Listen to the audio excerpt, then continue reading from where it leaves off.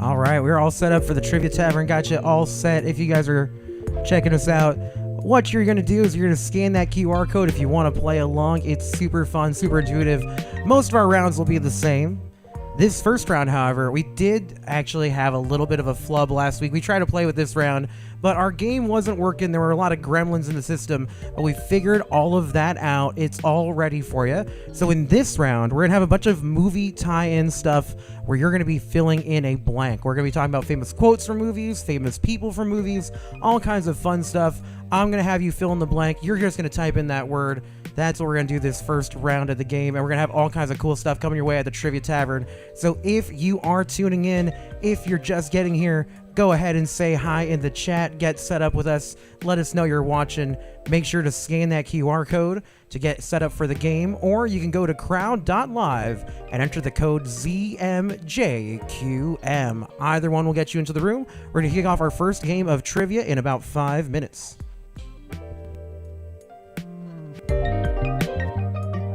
Sure, are we broadcasting on YouTube? Cool.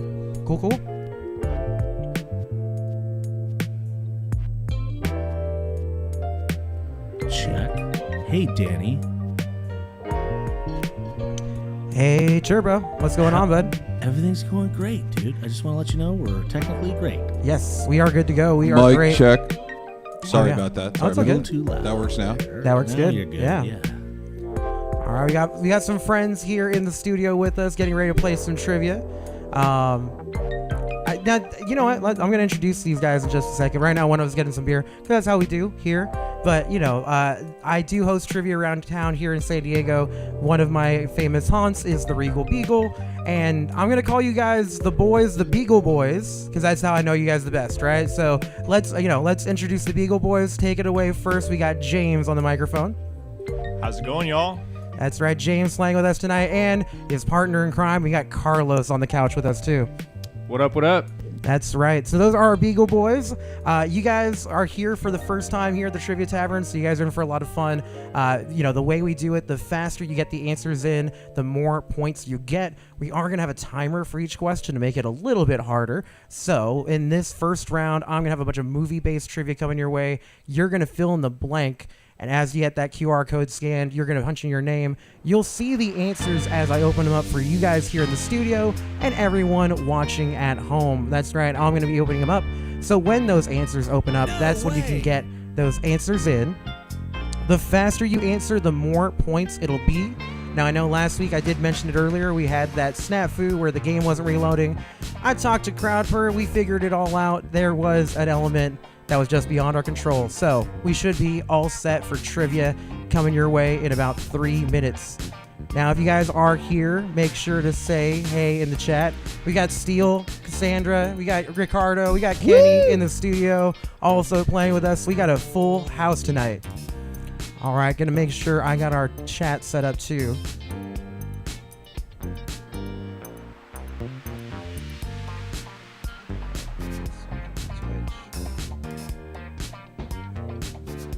Can we see the chat, Danny? It's going to actually be popping up at the bottom of the screen there, but if you also want, you can go to the YouTube on your phone, and I know Steele does that. He manages the multitask, so you guys can see it there. But yeah, and then I'll be calling it out throughout the evening, so that way I can say hey to you. I see we do got a lot of players already in our game, so we are getting set for some fun trivia coming your way in just a second. I've got our chat set up so I can see you guys talking here too. Now, if you guys don't know what the prize is, right? We do this for bragging rights. We make it a lot of fun. I'm going to give you guys a funny name every time you win a round. So the most points at the end of this round, the person who gets the most points will be the one who gets the answers in the fastest. The most right answers the fastest, likely to be our winner.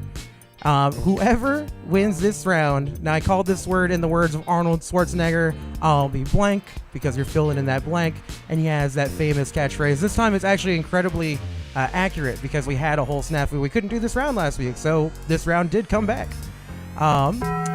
There it is. And whoever wins this round, well, they will be the blank hard cinephile. You can fill in that blank with whatever you want. You guys know where my favorite movies are. All right, we are almost there. We are getting set up, getting everything squared away for this game.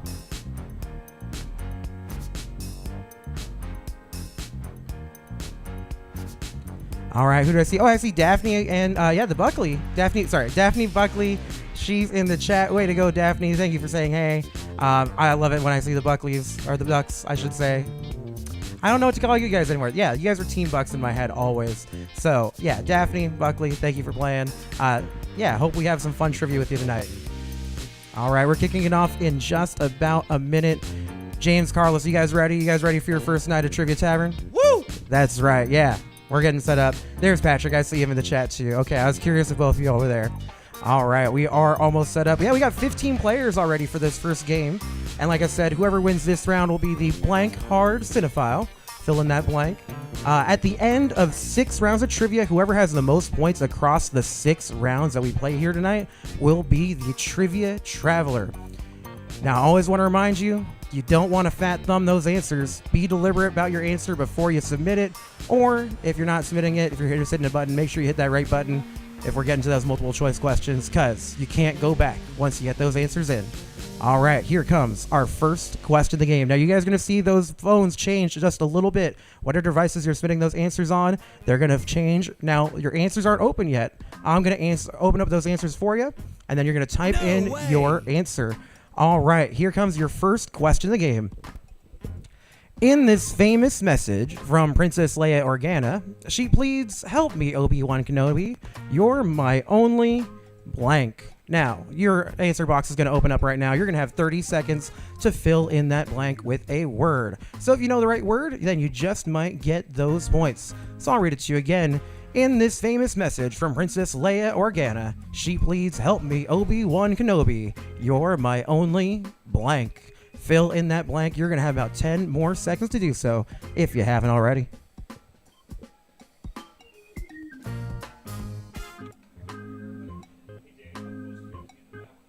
You're good. You're great. Where you've been has been good. All right. Oh, I hit the wrong button. There we go. All right. I'm back.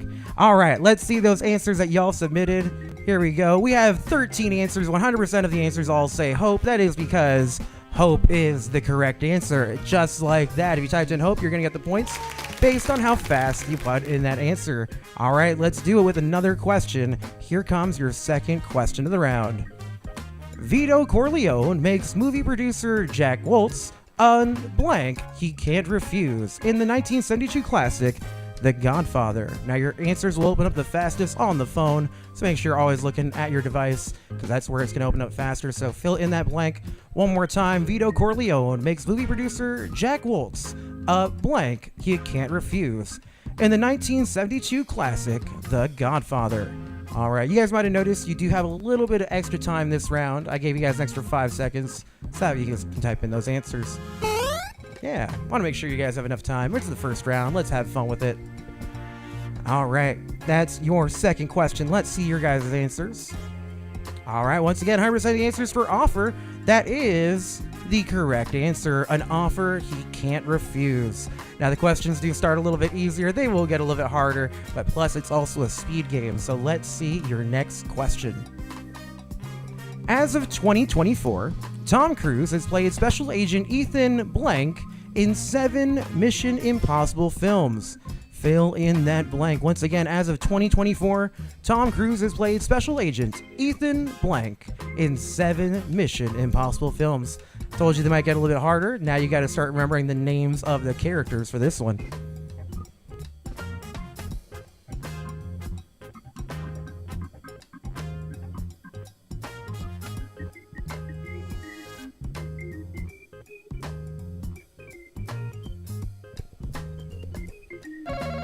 All right, those answers are in. I'm back. Here we go. Let's see what you submitted. All right, we had Hunt, Hawk, Page, and Morris. So the most of our answers were for Hunt with 45%. That is the correct answer. Ethan Hunt is the name of that character. All right, so they did start to get a little bit trickier. Let's get into your fourth question for the round. Vivian Lee won a Best Actress Academy Award for her role as Blank O'Hara in the 1930 epic Gone with the Wind. What is that name? Those answer boxes are now open for you. So once again, Vivian Lee won a Best Actress Academy Award for her role as Blank O'Hara in the 1939 epic Gone with the Wind. What is her first name? I made an SCTV joke with my answer. Oh, I know who you're talking about now. I was like, wait, what SCTV? I'm like, got it. Beetlejuice, Best in Show, one of the greatest actresses. We'll see in just a second. Your answers: we had Scarlett, Amelia, Dana, Sarah, Catherine, Bob, and Stu. So Catherine Guess which O'Hara one? is the That's SC, amazing actress, one of the all-time greats. But the one we were looking for, your correct answer is Scarlett O'Hara. Yes, Scarlett O'Hara. And if you didn't know that, well, frankly, I don't give a damn. 40% of all people know that. That's right. And we're going to come in after this next question with our mid-round check-in and see what our standings are after 5 questions. Let's do one more question. Question number 5. Jeff Goldblum plays Ian Malcolm, a scientific expert in blank theory in the 1993 blockbuster Jurassic Park. All right, your answers are open now, so fill in that blank. Once again, Jeff Goldblum plays Ian Malcolm, a scientific expert in blank theory in the 1993 blockbuster Jurassic Park. All right, 5 questions down. You're going to have another 10 seconds to get those answers in. Listen, you signed it. You just took it and you packaged it and you put it together and you just sold it to the masses, didn't you? Right, that is one of the all-time greatest monologues characters ever in any of my favorite movies. Here comes your answer for that one. Let's see what you guys submitted. All right, so we had chaos theory, string theory, both with 29% of the answers for each for both of them. We had quantum theory, dinosaur theory, evolution, and they just left it blank by typing in blank. That is a great answer. Yeah, very, very meta answer for whoever submitted that one. All right, your correct answer for this one. He's an expert in chaos theory. Yes, chaos theory is the word we were looking for. All right, y'all. Yes, we're 5 questions down.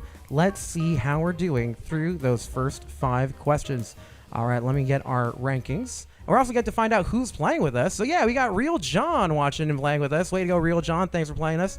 Right now in first place with 339 points. We got Melody playing. Melody always kicking butt with that trivia knowledge. And Turbo here behind the glass. Right here in third place. Perpetually. There you go. And normally in 4th, but yeah, a little better you're today. moving up a little bit in the ranks. You're not in your 4th place spot. Oh, I got Corbin and Eric in the house. Yeah, and then so let's see. We got James right now. You're here on the couch. It's sitting in 4th place. You have a chance to take over one of those spots as we get a little bit further into this round. I'm taking a look at who else we got playing. Want to say thank you guys for checking us out. We got Iguana Meringue. Thanks for checking us out again, Iguana Meringue. We got the Urinal, who always is number 1. That's right. Yeah, they're playing along with us here too, you guys. They follow me everywhere. Right? Yeah, no. So, yeah, the Urinals and the Beagle Boys do play trivia against each other at the same venue. So it is a very fun. We're going to have a little bit of a competition here. Carla's here on the couch too. Catherine joining us. The Bucks. Yeah. We got Patrick playing. We got Jason. We got Jenny. We got the Media Killers. We got Mr. Meatball. And a name I'm not going to say. But, yeah, thank you guys for playing. Let's throw it to James real quick. I was going to say that name that we're not going to say at the bottom there. I think that might be our roommate tuning in. Oh, okay, cool. Yeah, great name. I love it. Can't say it. Don't want to get demonetized. Good to know for the rest of the episode as well. No, now we all know who that is. Very cool. So you guys are 5 questions in. What do you guys think of the format so far? Having a good time here on the couch? James, Carlos, you good trivia so far? Middle of the pack. All right, right there in the middle pack, but you never know. These next questions might be your questions. So let's get into it. We've got 5 more questions for this round. All right, your next question. Gotham District Attorney Harvey Blank becomes the vengeful Two-Face in 2008's The Dark Knight. Easy for me to say. Your answers are open. Once again, Gotham District Attorney Harvey Blank becomes the vengeful Two-Face in 2008's The Dark Knight. What is Harvey's last name? The one that goes on to become Two-Face. You got 15 more seconds. Danny, I feel the false sense of security kicking in again. Oh yeah, it's coming. It's like, don't get it twisted. I do have fun making these rounds. They will get trickier, but then sometimes it just might be things you want to take a good wild guess at, because you never know. That might be the right answer. All right, here comes our answers for this one. Now we had Finkel and Johnson.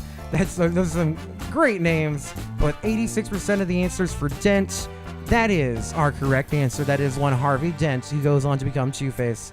All right, here comes question number 7.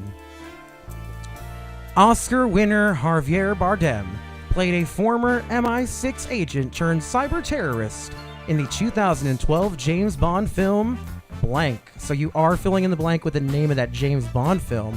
Your answers are open now. So once again, Oscar winner Javier Bardem plays a former MI6 agent turned cyber terrorist in the 2012 James Bond film blank. Fill in that blank. You've got a few more seconds.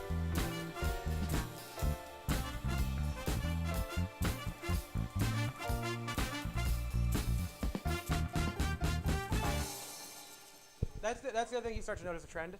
A lot of the questions are based on things I like. Yeah. All right, y'all. Let's get into those answers. Let's see what you guys put down. We had Goldfinger, Tech Terror, Scepter, The fingers you have used to dial Skyfall, are too fast. Quantum of Solace, Diamonds Aren't Forever.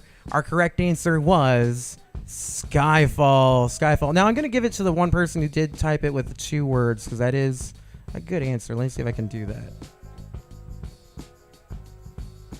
No.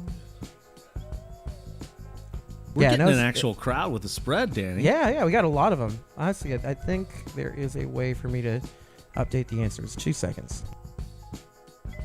I just want to shout out Scepter, not Spectre. All right. Right, so I was wrong on the whole thing. What did you go with? Guess. Okay, cool. It did include that now. Which one did you go with? Tech Terror? I put Scepter. Oh, you put Scepter. But that's not what it was. I wanted Spectre. Fantastic. You got the title wrong, and it was the wrong movie. So it worked out. It's okay. But no, fun fact, this is my favorite James Bond. It is fantastic. I think it'll be the hardest one to ever top for me. Adele also. Also, yeah, the like song. 16 Grammys out of that song. Crazy good movie. All right, now let's get into it. Let's get into question number 8. We got 3 more questions for this round. The 2017 live-action version of Disney's Beauty and the Beast stars actress Emma Blank as Belle. Your answers are now open. So once again, the 2017 live-action version of Disney's Beauty and the Beast stars actress Emma Blank as Belle. All right, y'all. Yeah, I see now, Patrick, you're the one who got auto-corrected into Sky, Space, Fall. But don't worry, I can make sure I get you those points when we do rounds like this, right? So no, it's all good. All right, let's do that question one more time, then we'll get you your answers. The 2017 live-action version of Disney's Beauty and the Beast stars actress Emma Blank as Belle. Your answers for this one, we had Emma Watson and Emma Stone. Your correct answer. That's why I put this one in here. I thought a lot of people might go for one of them when the correct fingers answer. You have used to dial are too fast. You can't fat finger into a whole different word, right? Stone. Your correct answer is Emma Watson. Yes, Emma Watson of Harry Potter fame. All right, here we go. We got 2 more questions coming your way. All right, question number 9. In addition to films like Fight Club and Zodiac, director David Blank has made countless commercials and music videos. Your answers are now open. Once again, in addition to films like Fight Club and Zodiac, director David Blank has made countless commercials and music videos.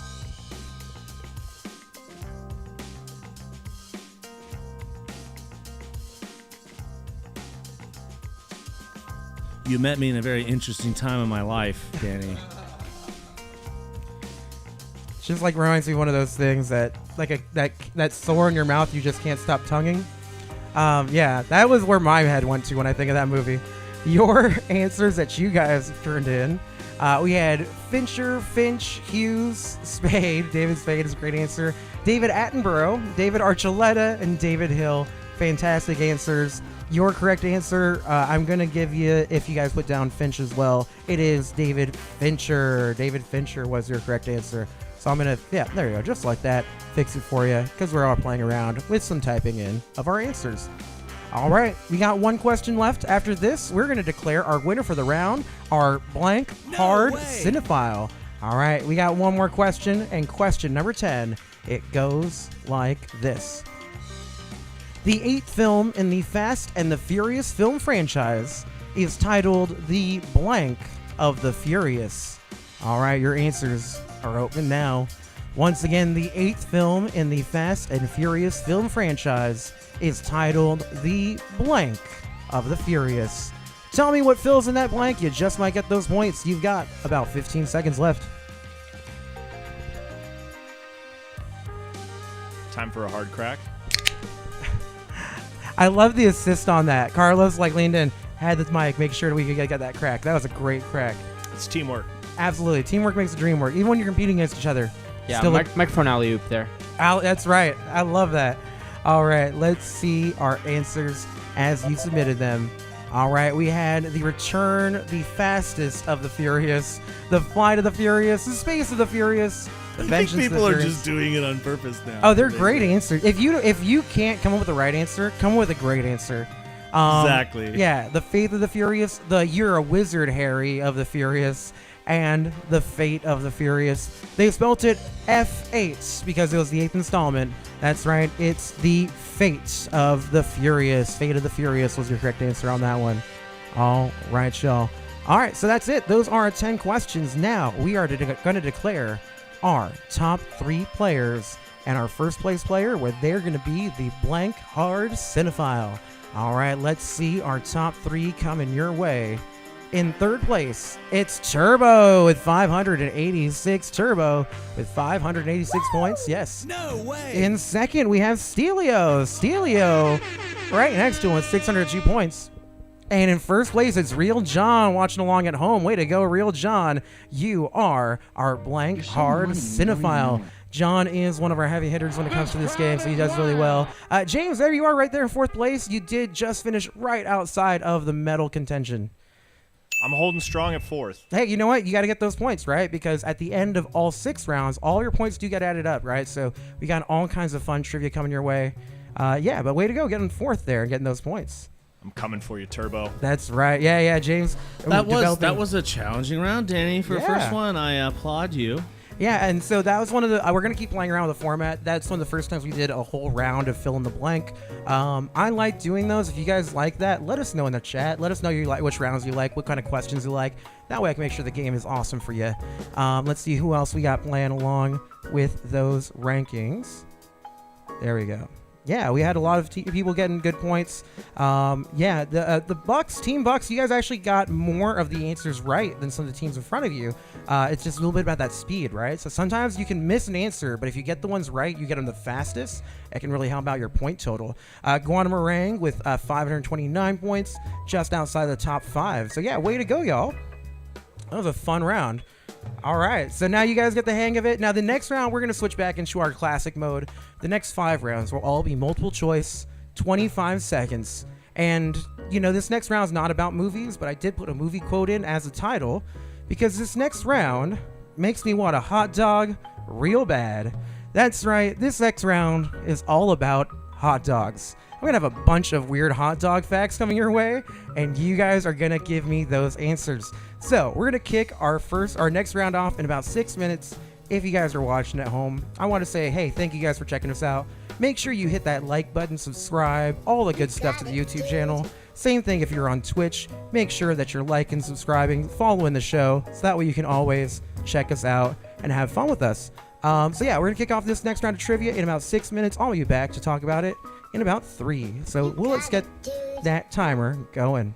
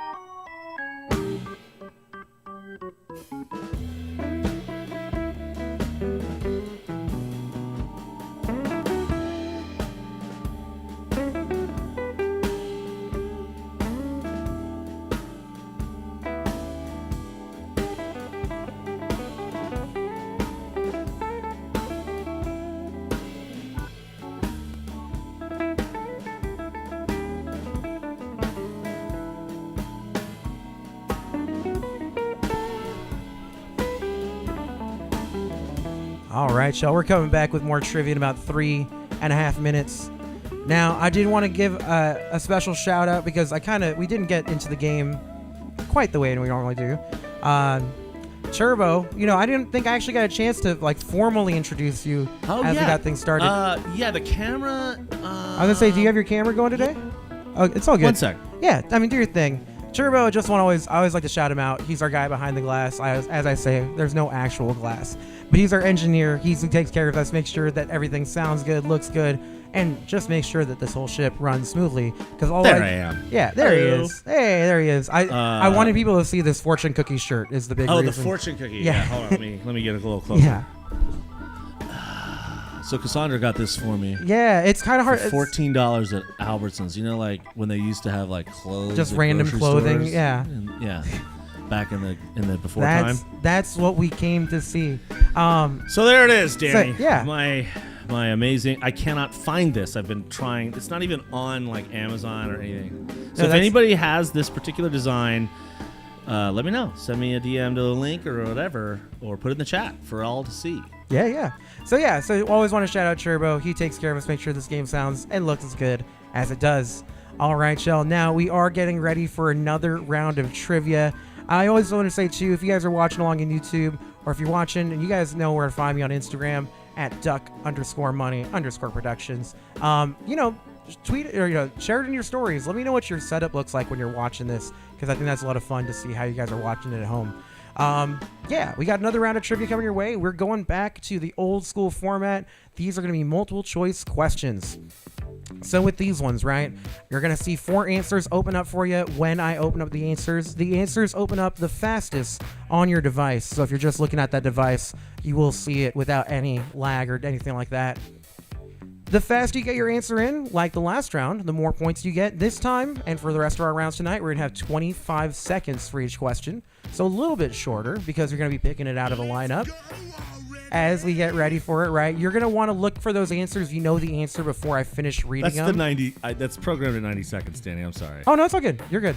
It's still funny. Oh, yeah. I love it. I always forget that it's happening.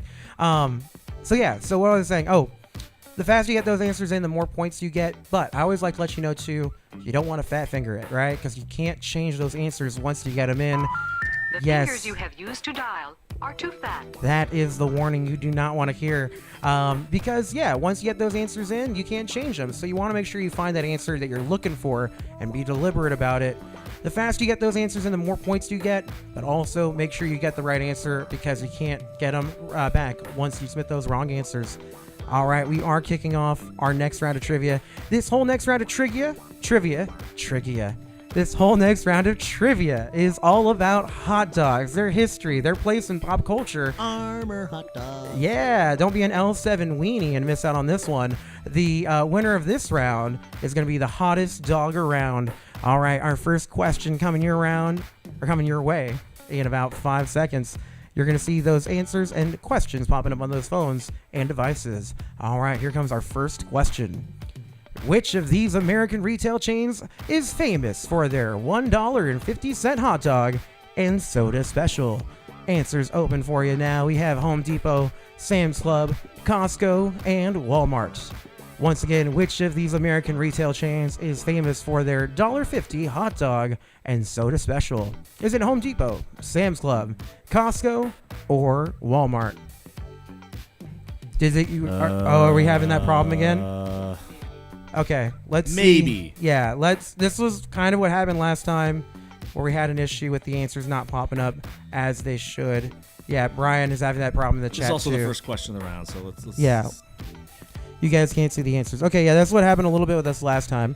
So we're going to try, and let's see if I do this. I did refresh the page, and it popped right up. Yeah. Okay. All right, so yeah, we're going to have to just eat this first question. I mean, it's hot dog related, so it kind of works out. Let's see. For people who could get the answers in, it looks like we did have everyone able to get the answers in at a certain point, so I'm not sure exactly how it chimed out. We did have 100% of the answers going to Costco, because that is the Costco hot dog.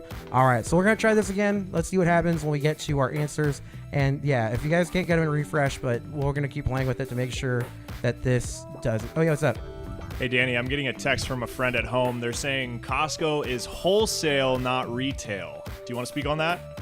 You know what? It is fair. It is trivial, and that's the way we like it. So I'm gonna say I will give you credit. Everybody knows what we're talking about because obviously everybody got it right. But that is a good catch. So I will. That's why, since everybody got the right answer and it doesn't matter, good on you. Way to go. All right, here comes our next question for you. And your next question: which of these companies first introduced their iconic yellow mustard as cream salad brand mustard in 1904? Now I'm going to open those answers. Hopefully they pop up for you. Answers are Golden's, French's, Boar's Head, and That popped up. Heinz. That popped up? Okay. All right. Hopefully it was just a one-off. And we're just going to keep playing with it every once in a while. That was good. Yeah, okay. So far, confirmation from everybody that they were able to get their answers in okay. So, tell me which one that was. Was it Golden's, French's, Boar's Head, or Heinz? All right, your answers are in. And let's see. Brian, you didn't answer. Okay. So, yeah, we're going to keep playing with it. It might just be this round. Hopefully it's, not a persistent issue. All right, let's see the answers that people went with for this one. All right, so we did have 1 for Golden's and 15 for French's. Your correct answer this time was French's. Yes, French's. Also, I don't think I could ever think of that for anything involving cream salad. I don't know what that is. It sounds disgusting. All right, let's get into your next question for this round. Which of these beloved animated characters' first words on screen were hot dogs, hot dogs? Yeah, take a guess at which one of these characters' first words were hot dogs, hot dogs. Is it Mickey Mouse, Bugs Bunny, Betty Boop, or SpongeBob SquarePants? Once again, which of these beloved animated characters' first words on screen were hot dogs, hot dogs? Is it Mickey Mouse, Bugs Bunny, Betty Boop, or SpongeBob SquarePants?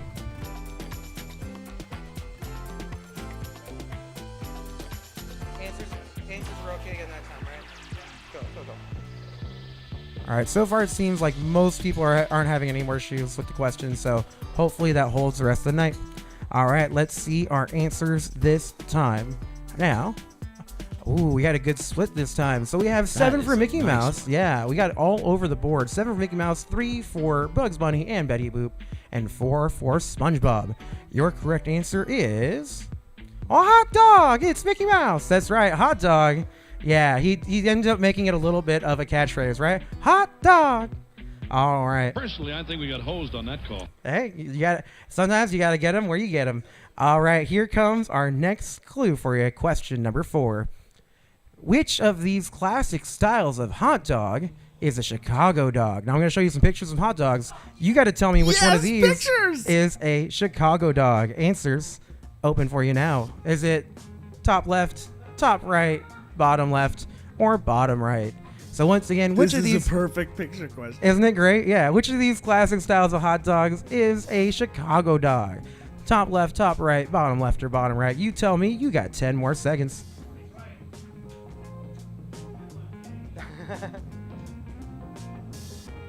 I like pictures. They're easier to read. Right? Yeah. There's not so much words, right? My dyslexia has never confused 2 different pictures. Anyways, I'd see where you guys went with answers for you. Okay, cool. So top right, I think we had the most answers for with 11. We had 2 and 1 and 3 for others respectively. Your correct answer, that is what a Chicago dog looks like. Yes, Chicago dog does. I think the most notable, most famous, the pickles on it, right? That's the big one. All right, so we got one more question for this round. After we do this question, we're going to check in with your points, see where we're at through 5 questions for the round. All right, question number 5 goes like this. The Sonoran hot dog, popular in Mexico and southern Arizona, features a hot dog wrapped in blank. Now, which one is it? Is it radishes, chorizo, bacon, or ham? What did you say, Ricardo? He said fentanyl. Oh, fentanyl. That's hilarious. The Sonoran hot dog, popular in Mexico and southern Arizona, features a hot dog wrapped in not fentanyl, but what? Is it radishes, chorizo, bacon, or ham? You tell me. You might know that dog. All right, let's see the answers that we had turned in. All right, we had 2 for chorizo. We had 15 for bacon. One of my all-time favorite things in this world is a hot dog wrapped in bacon. Yes, that is the correct answer for the Sonoran hot dog. All right, 5 questions down. Let's see our standings through those first 5. All right, Carlos, you know your hot dog so far, my friend. You are 1 point ahead of Catherine. Catherine with 353 points in second. And hey, Turbo, once again in third place, coming through 5 questions in that round. Oh, man, every week, you know. Hey, you're moving up the boards. Move up the board. It's a strong, long struggle to the summit, but we'll get there. We're gonna get there. We'll see. Then we got Melody in fourth with 318. Jason J-Dog with 310 points in fifth place. Steel, 309 points. Media Killers, 291. And Thunder Cougar Falconbird with 289 points. That is another fantastic name. Jenny. Thunder Cougar Falconbird. Jenny and Patrick of the Bucks in rounding out our top 10. One more time? So much eagle. So much eagle. Eagle powers activate. You might need them for the rest of this round. All right, let's see. That was our first 5. Let's get into 5 more questions for our hot dog round. All right, we got question number 6 coming your way. Question number 6 goes like this. Prior to his ban in July of 2024, Joey Chestnut won blank Nathan's famous hot dog eating contest between 05 and 23. So I'm going to give you some numbers. You need to tell me how many times Joey Chestnut was the king of eating hot dogs. Your answers available are 10, 12, 14, and 16. So once again, prior to his ban in July of 24, Joey Chestnut won how many Nathan's famous hot dog eating contests between 2005 and 2023? It is an incredible record for how many hot dogs that man has eaten. So let's see what you guys thought it was in just a few more seconds. All right, your answers are in. Let's see what you guys went with. All right, this is one I didn't think anybody would know. So we have a good split. We have 10 getting 2 answers, 12 getting 3 answers, 6 answers for 14, and 5 answers for 16. Your correct answer this time is 16 championships. Yes, that man has eaten a lot of hot dogs. All right, Sean. Question number 7 coming your way. Question number 7. What brand of New York City hot dog cart uses this iconic blue and yellow umbrella? Is it Hoffy, Sabret, Upton's, or Rastelli's? So once again, what brand of New York City hot dog cart uses this iconic blue and yellow umbrella? Is it Hoffy, Sabret, Upton's, or Rastelli's? You got about 10 more seconds.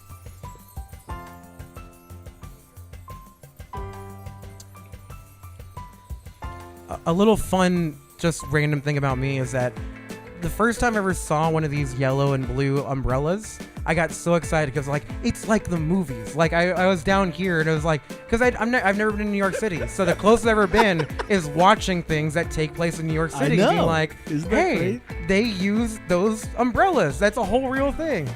I don't know. Yeah, Let's we're see. going to New York over Labor Day weekend, and I haven't been since before 9/11, so it's going to be kind of. Oh yeah, that's PTSD definitely a for me, significant marker. Okay, Yeah. moving on. Answers that you guys went with. We had 5 for Hoffy, 8 for Sabret, 3 for Upton's, and 1 for Rastelli's. Your correct answer, that is the Sabret umbrella. Yes, Sabret was your correct answer. And anyone here ever have the Sabret hot dog? Carlos, you had it? It looks delicious. Dad's from New York. It's worth the hype. It's worth the hype. Yeah, that's right. That's what I'm glad to hear. I'd hate to eventually go and then find out it's not that good. All right, let's get into it. Your next question. The Pronto Pup, invented in Rockaway Beach, blank, in the late 1930s, lays claims as the world's first corn dog. So I'm looking for where this place is in Rockaway Beach. What state is it? You're going to see some states. Your answers are Washington, South Carolina, Oregon, and California.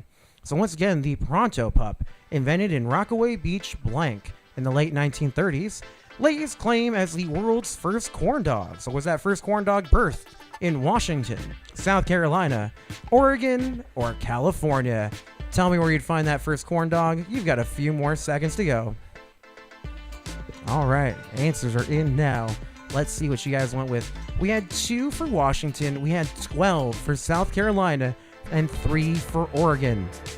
Your correct answer was Oregon. Yeah, Oregon is actually the birthplace of the original corn dog. A lot of people wouldn't guess it, but it is from Oregon. Yeah. It's meant to throw a lot of people, and it did, in fact, throw a lot of you guys. So now that could be the mix-up that declares our winner. Let's see what happens when we get to our next 2 questions. Question number 9. What landmark Hollywood hot dog stand opened on the corner of North La Brea and Melrose in 1939? Is that Pink's, Graves Papaya, Wiener's Circle, or Tommy's? Once again, what landmark Hollywood hot dog stand opened in the corner of North La Brea and Melrose in 1939? Is that Pink's, Graves Papaya, Wiener's Circle, or Tommy's? Just a few seconds left to give me those answers. For all my H3 fans, they have all different flavors. They have all different flavors at this place. All different flavors. All right, let's see the answers you guys went with. We did have 69%. Nice for Pink's hot dogs. We had 3 answers for Wiener's Circle and 2 for Tommy's. Your correct answer this time is Pink's hot dogs. Yes, Pink's hot dogs. You can see a little bit of that pink hue there on the sign. All right, we have our last question for you. Last question of the round coming your way. After this one, we're going to declare our hottest dog around. Question number 10 is here. Which of these U.S. government buildings featured a hot dog stand during the Cold War era, nicknamed Cafe Ground Zero? So where would you find Cafe Ground Zero? Is it the U.S. Capitol, the U.S. Mint, the White House, or the Pentagon? Once again, which of these U.S. government buildings featured a hot dog stand during the Cold War era, nicknamed Cafe Ground Zero? The U.S. Capitol, the U.S. Mint, the White House, or the Pentagon? All right, just a few seconds left. 40% of all people know that. All right, answers are in. Let's see what you went with. All right, we had 2 for the Capitol, 1 for the White House, and 76% of the answers, 13 for the Pentagon. All right, let's see your correct answer. It is the Pentagon. Yes, the Pentagon. Carlos, I feel like you feel really good about that round, right? You feeling good? I have a good feeling that we might know who our hottest dog is, but we're going to go to our standings, go over our top 3, and our first place winner, well, they will be the hottest dog around. So let's declare it. Let's find it out. Here comes our top 3. All right, now in third place, we have Steel. Steel racking up more points. Steelio with 659. In second place, Turbo. So flipping it from that last round. Way to go, Turbo. 702 points. And in first place, it's Carlos. Carlos, you are the hottest dog around, my friend. Make some noise. Glizzy King. The Glizzy King. I like that. I don't know when we decided to start calling hot dogs glizzies, but I'm on board. It sounds like it tastes better, right? I love it though. It's Absolutely. great. Yeah. So I'm coming from y'all. Coming for y'all. Number 2 now. that's right. Yeah. So Turbo's moving up the ranks. Carlos, winner of a round here on the couch night. So way to go, Carlos. You are the hottest dog around. Let's see the rest of our standings. See how you guys are doing through that round. Let's see. Yeah, we had Jenny. Hey, Jenny, you're in fourth place, 607 points. Way to go. Real John, winner of our last round in fifth. Melody also stacking up those points with 499. Rounding out our top 10, we had J-Dog, Thunder, Cougar, Falcon Bird, Catherine, and Media Killers all. And then we actually had a lot of people with scores over 400 points. So yeah, over 400 is kind of like that big benchmark to get into that second group. But yeah, that's just another round. Maybe you don't know anything about hot dogs. Maybe you're a vegetarian and that was never going to be your round. So we got plenty more trivia coming your way. We're going to kick off our next round. And also, while we're waiting for this next round, if you guys want to get in the chat and say, hey, I'm just so happy and enjoying hosting this game of trivia for you. So yeah. Let's all get in the chat, everybody. Let's do it. Let's spam the chat, everybody. Let's do it. Let's say how cool it is. So yeah, jump in that chat, say hey. We're gonna kick off our next round in just a second. Now, this next round, we've done some fun stuff with movies. We've done some fun stuff with food. This next one is gonna be about language. That's right. We call this next round the Foreign Words Exchange Program. That's when we talk about words that we get from other languages.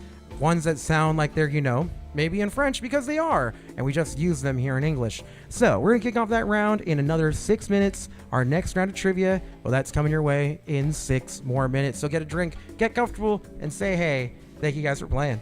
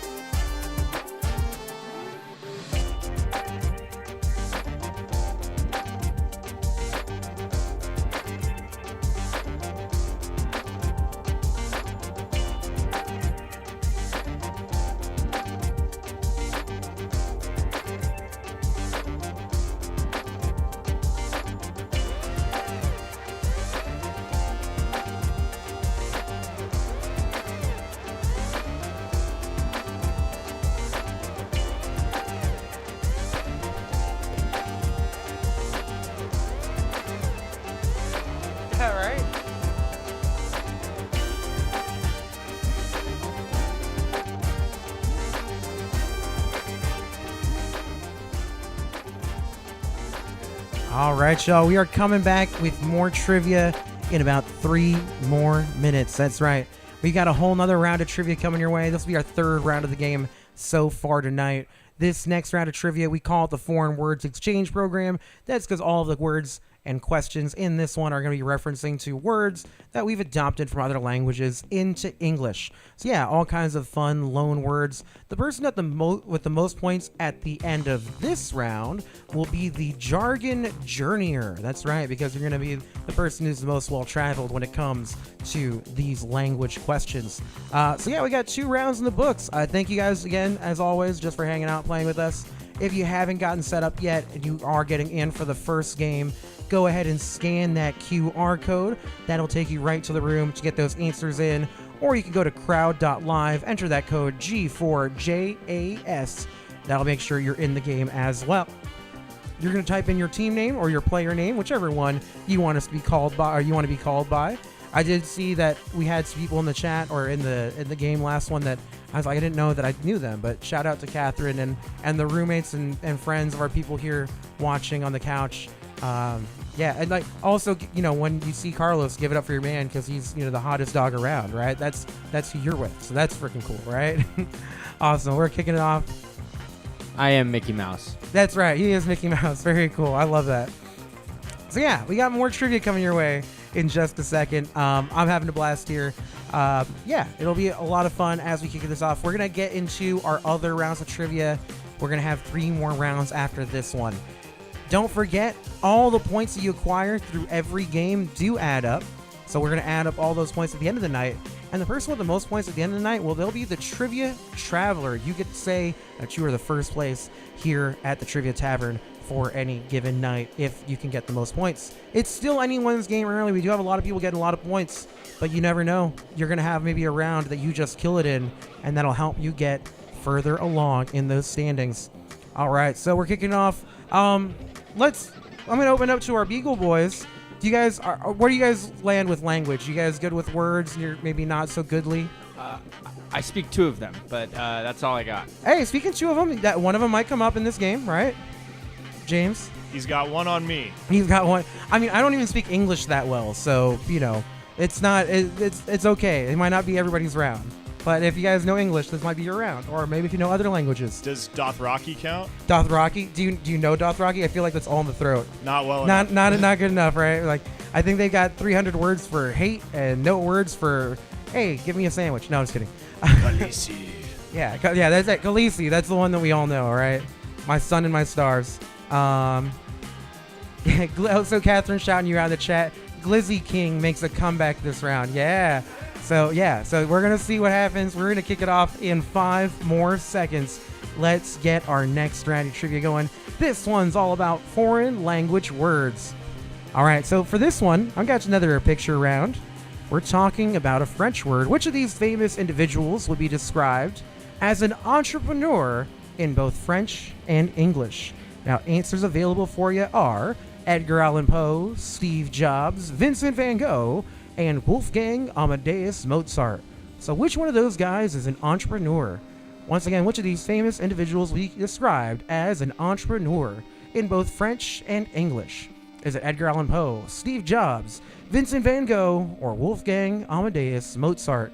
All right, you got about 3 more seconds. Let's see the answers y'all went with. Now your answers for this one, we had 1 for Poe, 3 for Van Gogh, 2 for Mozart, and 12 for Steve Jobs. Your correct answer is entrepreneur, someone who makes things, invents things, or employs himself. That would be Steve Jobs to a T. Steve Jobs was your correct answer there. All right, y'all. Now your next question for this round, it's going to go like this. A much more poetic description for an open-air picnic would be saying dining blank. Now, which one of these answers is it? Is it et alia, ad hoc, al fresco, or ante diem? So once again, a much more poetic description for an open-air picnic would be to say dining blank. Is it dining et alia, dining ad hoc, dining al fresco, or dining ante diem? About 5 more seconds. All right, some of these, it might be something that you've maybe heard in passing, and you're just going to take your best guess. I know that's how I first heard this one. Answers, we had 2 for et alia, 1 for ad hoc, 2 for ante diem, 14 answers for al fresco. Your correct answer, when you sit at the patio at the restaurant, that's dining al fresco. Al fresco was your correct answer. All right, here comes our third question for the round. Which of these terms is a synonym for prima donna? So which one of these means the same thing as prima donna? Is it cook, diva, magician, or seamstress? Once again, which of these terms is synonymous for prima donna? Is it cook, diva, magician, or seamstress? 10 more seconds.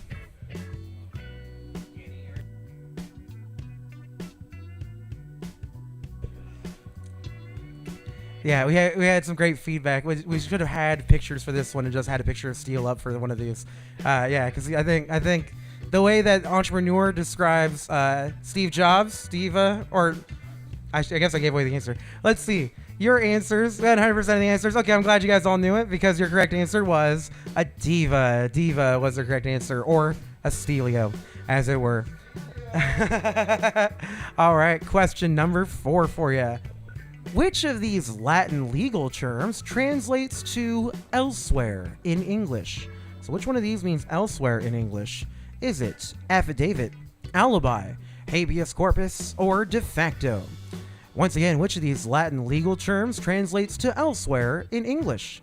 affidavit, alibi, habeas corpus, or de facto?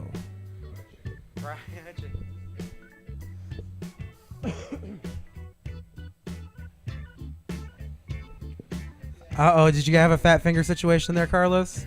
Oh, you thought of it after the fact. It'll happen. All right, so we had one answer The for fingers you affidavit. have used to dial are too fat. Did we have a fat finger situation in the booth? Is that what happened? No, maybe not. But it's okay. We had 15 answers for alibi, 1 for habeas corpus, and 2 for de facto. Your correct answer, when you want to say you're somewhere else, you say you have an alibi. That's right, an alibi was our correct answer for that one.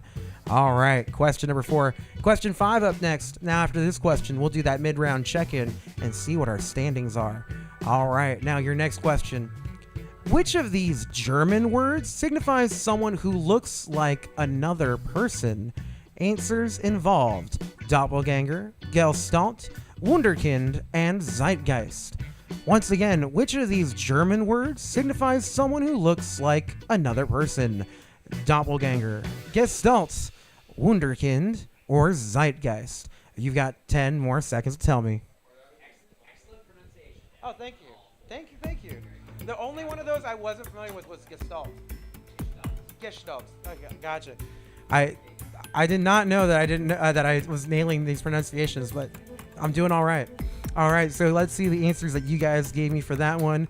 Our answers, we had 100% of the answers, all 19 for doppelganger. That is your correct answer. Yes, a doppelganger is the correct answer on that one.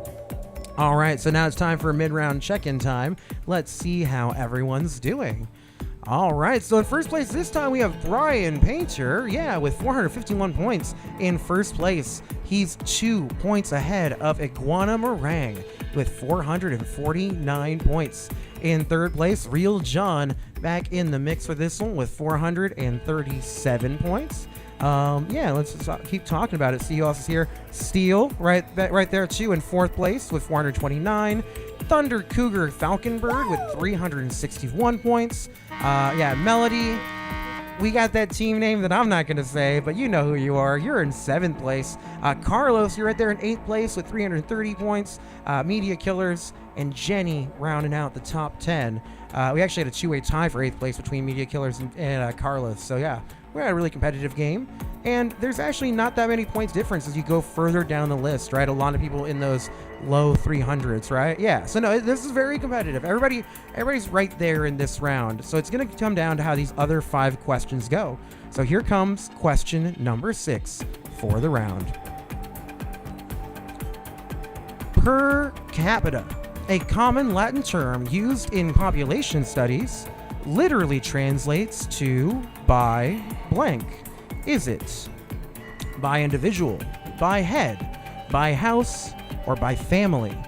So once again, per capita, a common Latin term used in population studies, literally translates to by individual. Is it by head, by house, or by family? Tell me what per capita means. You just might get those points.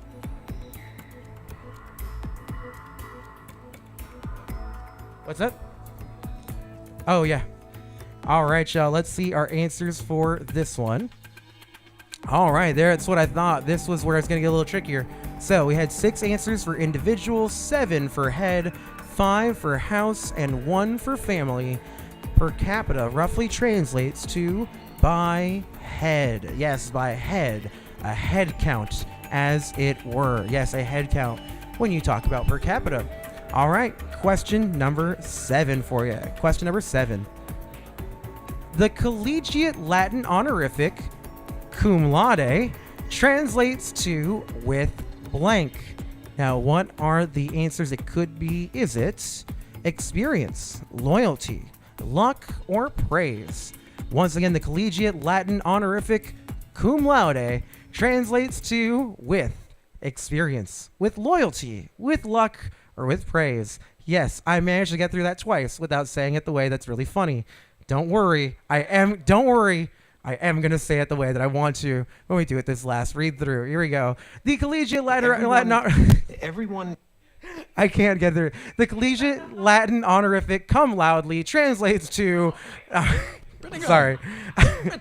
I can't help myself. Pretty good. Yeah. All right. So let's see the answers that you guys went with.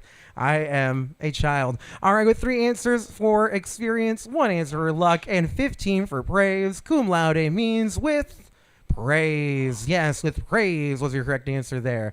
All right. way. So we have more questions. Let me make sure I got our music going. There we go. All right. Question number 7. Or sorry, number 8 is coming up next. Question number 8 coming up for you. What is the meaning of the Latin term caveat? Answers available for you are celebration, false, leader, or warning. Once again, what is the meaning of the Latin term caveat? Is it celebration, false, leader, or warning? Just a few more seconds left.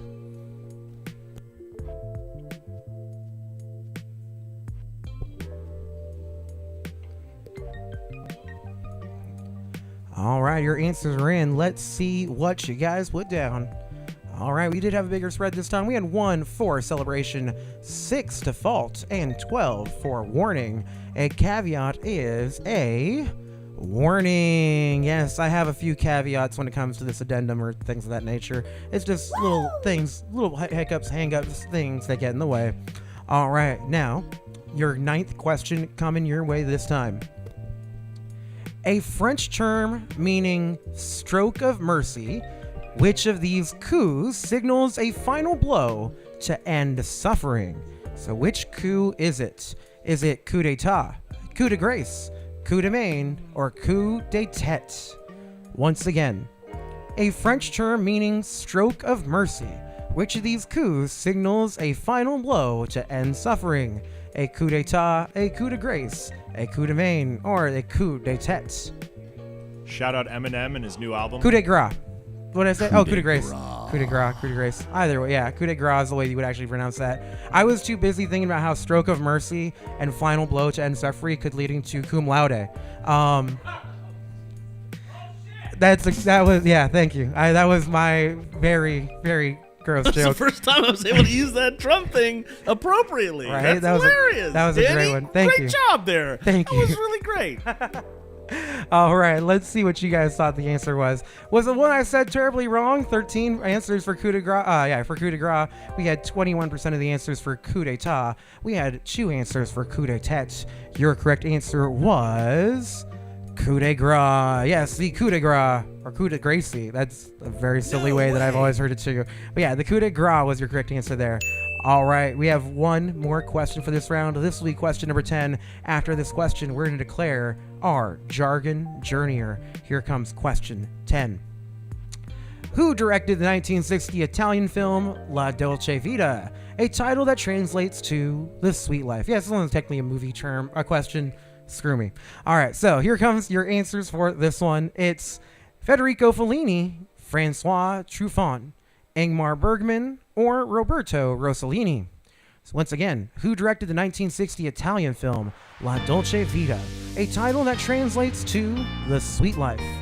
Federico Fellini, Francois Truffaut, Ingmar Bergman, or Roberto Rossellini? All right, just a few seconds left, and your answers are in. So who directed The Sweet Life? Is it?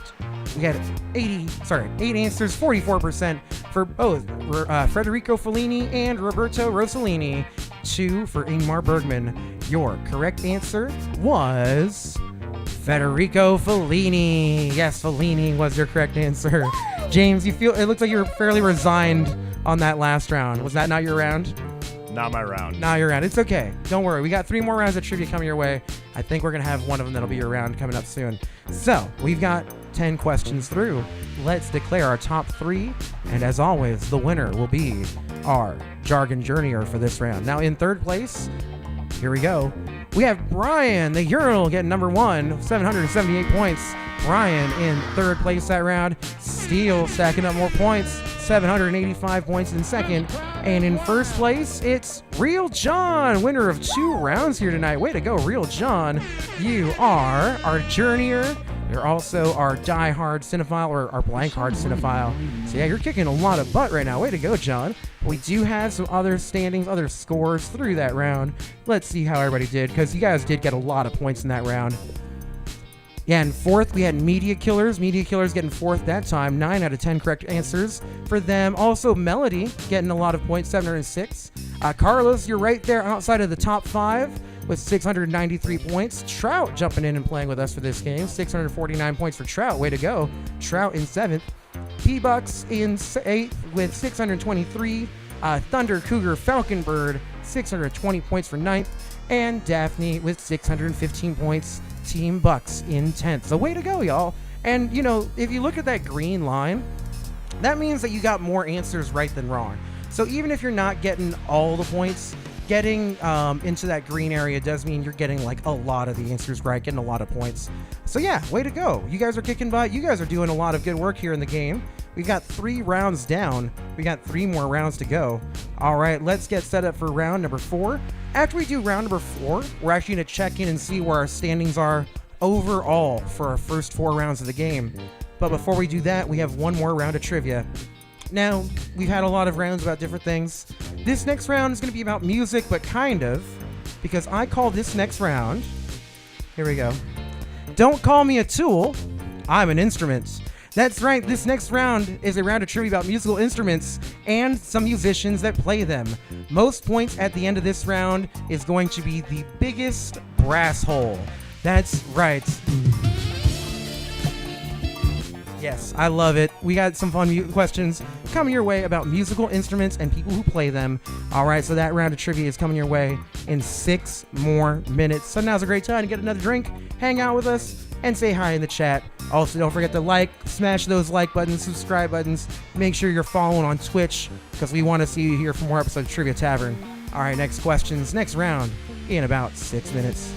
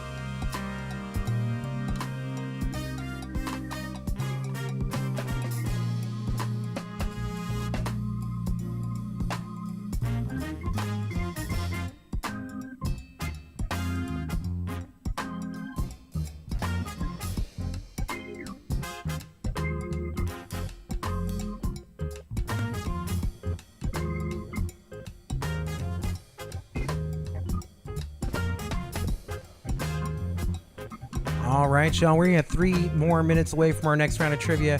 We're kicking it off in just a little bit. Now, we had 3 great rounds of trivia so far. Real John taking down 2 of them at home, and Carlos here in the studio taking down our middle round. So we're going to see who's going to win this next round, because our next round, once again, this one's about musical instruments, some famous people who have played them, and the winner of this round. Yeah, what is... That's a trumpet, right? Or a trombone. Trombone. Yeah. So, horns, always been my favorite instrument, any type of horn. We're going to have some horn questions in here. But, like, is there a funnier section of the orchestra than the horn section, right?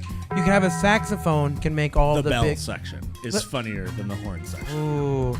I'll put that up there. This is a standoff I think we're going to have, because, like, you have the saxophone, which is the bum, bum, bum, bum, bum, bum, right? Bum, bum, bum. And then you have... Or not the saxophone, the tuba.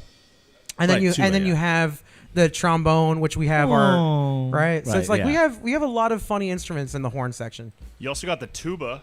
Yeah. Right. Don't Yeah. forget the tuba. Yeah, Bum, tuba bum, tuba bum. is fantastic for just like bum bum bum bum. Right. It's a great instrument for that reason. So now that we talked about some instruments, maybe some of these will come up in this round. It's possible. It's definitely on the table. After this round too, so we're going to have a winner for the round. The winner of this round is the biggest brass hole. The way you can become the biggest brass hole, is to get the most points. You get the most points by getting your answers in faster than anyone else. Basically, we're going to have 10 different multiple choice questions. Get those answers in. Make sure you find the right answer, because you can't change your answers once you get them in. At the end of this round, winner with the most points is the brass hole. And at the end of this round too, we're gonna check in and see our standings through 4 rounds of trivia. Who's ready to play some musical instrumentation trivia? I know I am. Do you guys play anybody here play any instruments? Okay, cool. James, what do you play? So I don't practice very often, but I do play the guitar currently, and I used to play the snare drum, and then I switched to the trumpet. Oh, heck, okay, cool. So you have some familiarity with one of my favorite instruments.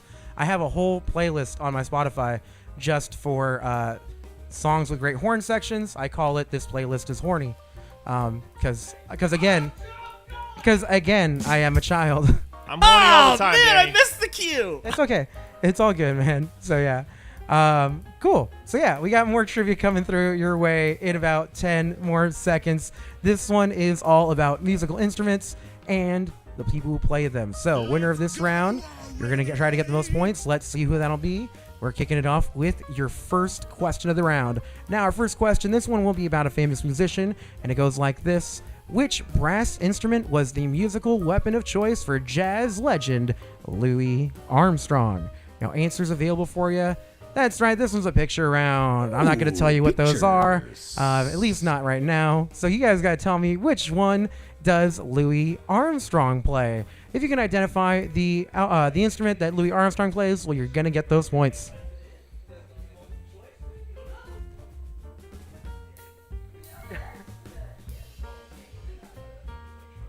It's funny because they're like, oh, Danny keeps us on our toes with all these different types of questions. The thing is, I put these in last week, so I kind of forgot what the answers are on some of these, right? No, it's okay. Well, yeah, so let's see what you guys went with. Which one did you think that Louis Armstrong played, also known as Satchmo?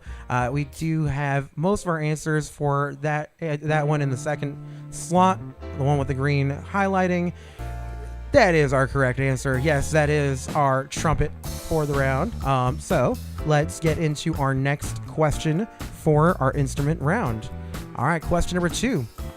Which of these rappers studied classical flute at the University of Houston? Answers open. Is it Lizzo, Megan Thee Stallion, Cardi B, or Nicki Minaj?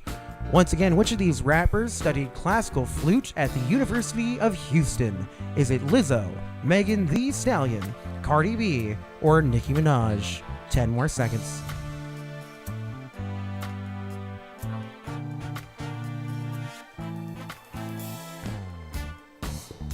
All right, your answers are in. Here come those answers. We had 15 answers for Lizzo, 3 for Megan Thee Stallion, 1 for Nicki Minaj. Your correct answer, it is Lizzo. Yes, Lizzo. I remember the first time seeing her do a flute solo at one of her shows, and I was like, this is crazy. This is the hypest thing I've seen in a minute. So yeah, that's pretty cool. She plays a flute really well. A glass flute. Oh, that's right. She does play a glass flute. That's pretty tight. All right. Question number 3 coming for you.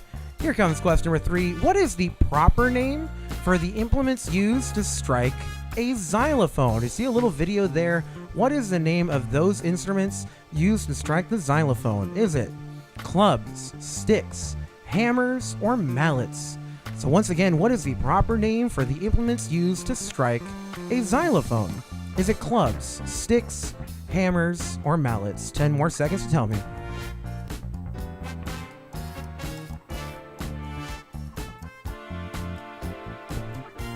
All right, your answers are in. Let's find out what you guys went with. All right, we did have a little bit more representation.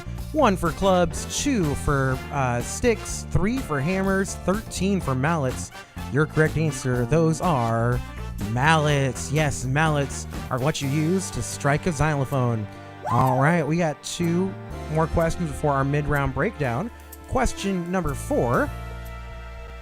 What note is the topmost string on an electric bass using standard tuning? So what note is that top string? Is it E, A, D, or G? Make sure to pay attention because not all of those are next to the number that they would be, or the same letter, if that makes sense, right? What note is the topmost string on an electric bass using standard tuning? E, A, D, or G? So tell me which one is the correct answer.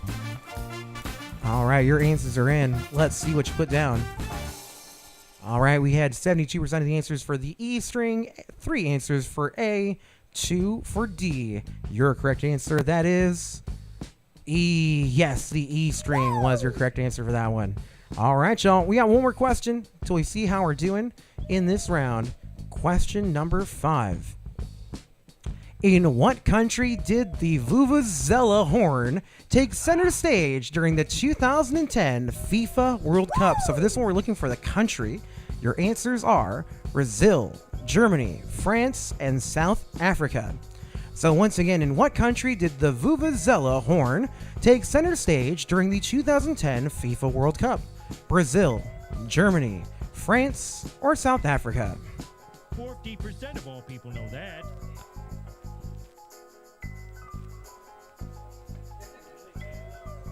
All right, I asked you what country were those Vuvuzelas at where they took center stage for the World Cup.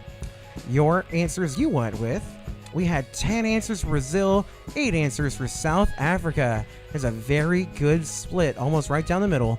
Your correct answer was South Africa. Yes, it was the South African World Cup. They do have it feels like a Brazilian vibe and name and all that, but the one where they showed up and made that wah noise was South Africa. You say it, dude. That was a perfect impersonation of a Vuvuzela, right? All right, y'all. Yeah. It's like a harmony. If we harmonize on that, I think we could just become a Vuvuzela band, different right? lungs. James is over here like, no, you guys, that's pretty good. Like, no lie. All right, let's see. Let's see how we're doing coming through with 5 questions so far. All right, James, you are right there in second place with 449 points. And then Real John, just a few points ahead of, 17 points ahead of you. So it is a very close game between the two of you right now. And then we do have our SRS points now. A lot of people getting good points. So it is still anyone's game as we get through those first 5 questions. Let's shout out some people because we had some other people join us. Georgia Peach in 4th place. Thunder Cougar Falconbird in 3rd. Yeah, I got 94 points on that last question. Thunder Way to Cougar go. Carlos, you're right there too in 6th place. Steele in 5th. Cassie joined us in that round, 342 points. And Mr. Meatball, 8th. Jenny in 9th. And Trout in 10th. Challenging round, Danny. Yeah, good one. Can I just give a quick shout out to Georgia Peach? I believe that is my sister-in-law, Lindy Rebro, tuning in from Georgia right now. Whoa, we got people all the way in Georgia. Thank you for checking us out. Yeah, that is so awesome. I hope you're enjoying it and you're doing pretty well so far. Also, if you're cousins with James, you got to take him down this round, right? Like, Oh, sorry, sister-in-law. Thank you for pointing that out. But yeah, either way, you got to beat him. So we got a little bit of rivalry going on the couch between Carlos and James, everyone here in the studio. But now we have a family rivalry also brewing on the stream. So let's see how things go as we get ready for our next set of questions. All right, question number 6. Here they come. Which of these rock guitarists does not play left-handed? 4 people coming your way in just a second. You tell me which one of these is not a lefty. All right, answers available are Jimi Hendrix, Kurt Cobain, Eric Clapton, and Paul McCartney. So once again, which of these rock guitarists does not play left-handed? Hendrix, Cobain, Clapton, or McCartney? You got 10 more seconds. Any challenging round. I definitely had to start making them a little bit harder, especially now we're starting to get more people watching, right? Can't make it so easy for Steele. He's been getting too cocky, yeah, dude. Right? So yeah, it's all good. So that's why we got to make it definitely a little bit harder. All right, here comes those answers. All right, so we had 2 for Hendrix, 4 for Cobain, 6 for Clapton, and 7 for McCartney. Basically a little staircase there. All right, let's see the correct answer. It's Eric Clapton. Yes, Eric Clapton, your correct answer. So usually the most popular answer is the right one, but this time, not everyone got it. So it's going to be a challenging round. Here comes question number 7. In which of these communist countries is the accordion so popular, it's known as the people's instrument? Yeah, I found this out making this round. So let's find out the answers together. Is it Cuba, North Korea, Vietnam, or Laos? Once again, in which of these communist countries is the accordion so popular, it's known as the people's instrument? Is it Cuba, North Korea, Vietnam, or Laos? I want to know this answer. Yeah, you probably don't know this one, but we're all going to learn something right now with this question. I know the answer, and it's fascinating. All right, here we go. Let's see what you guys went with. All right, so we had 53% of the answers for Cuba. We had 2 answers, 11% for North Korea, 21% for Vietnam, and 3 answers for Laos. Your correct answer is North Korea. No way. Right? Isn't that wild? No. I think the Cuba was a great guess because Mexican music, I know for like my Latin generation, That's right? the first time the soundbite has actually been used to appropriately convey the surprise of everyone. Yeah, here. you guys didn't know that they were getting down with pa music in North Korea, like pa, right? Like I had no idea until I came across this little factoid. So yeah, you know what? Actually, whenever we have a very few amount of people getting the answers right, I always like to see who did get it right. So let's shout them out. You don't even know it. Real John had that one. So did Thunder Cougar Falconbird. So way to go, both of you guys. The only 2 to get that question right. Yeah, the secret military guy. Of course that guy. Right. All right. Let's see how we do with our next couple questions. It can be anyone's game with how this round's going so far. All right. Which of these woodwind instruments comes in soprano, sopranino, alto, and tenor varieties, among others? Is it the flute, the oboe, the saxophone, or the bassoon? So once again, which of these woodwind instruments comes in soprano, sopranino, alto, and tenor varieties, among others? Is it flute, oboe, saxophone, or bassoon? All right, you got a little bit of time left, about 5 more seconds.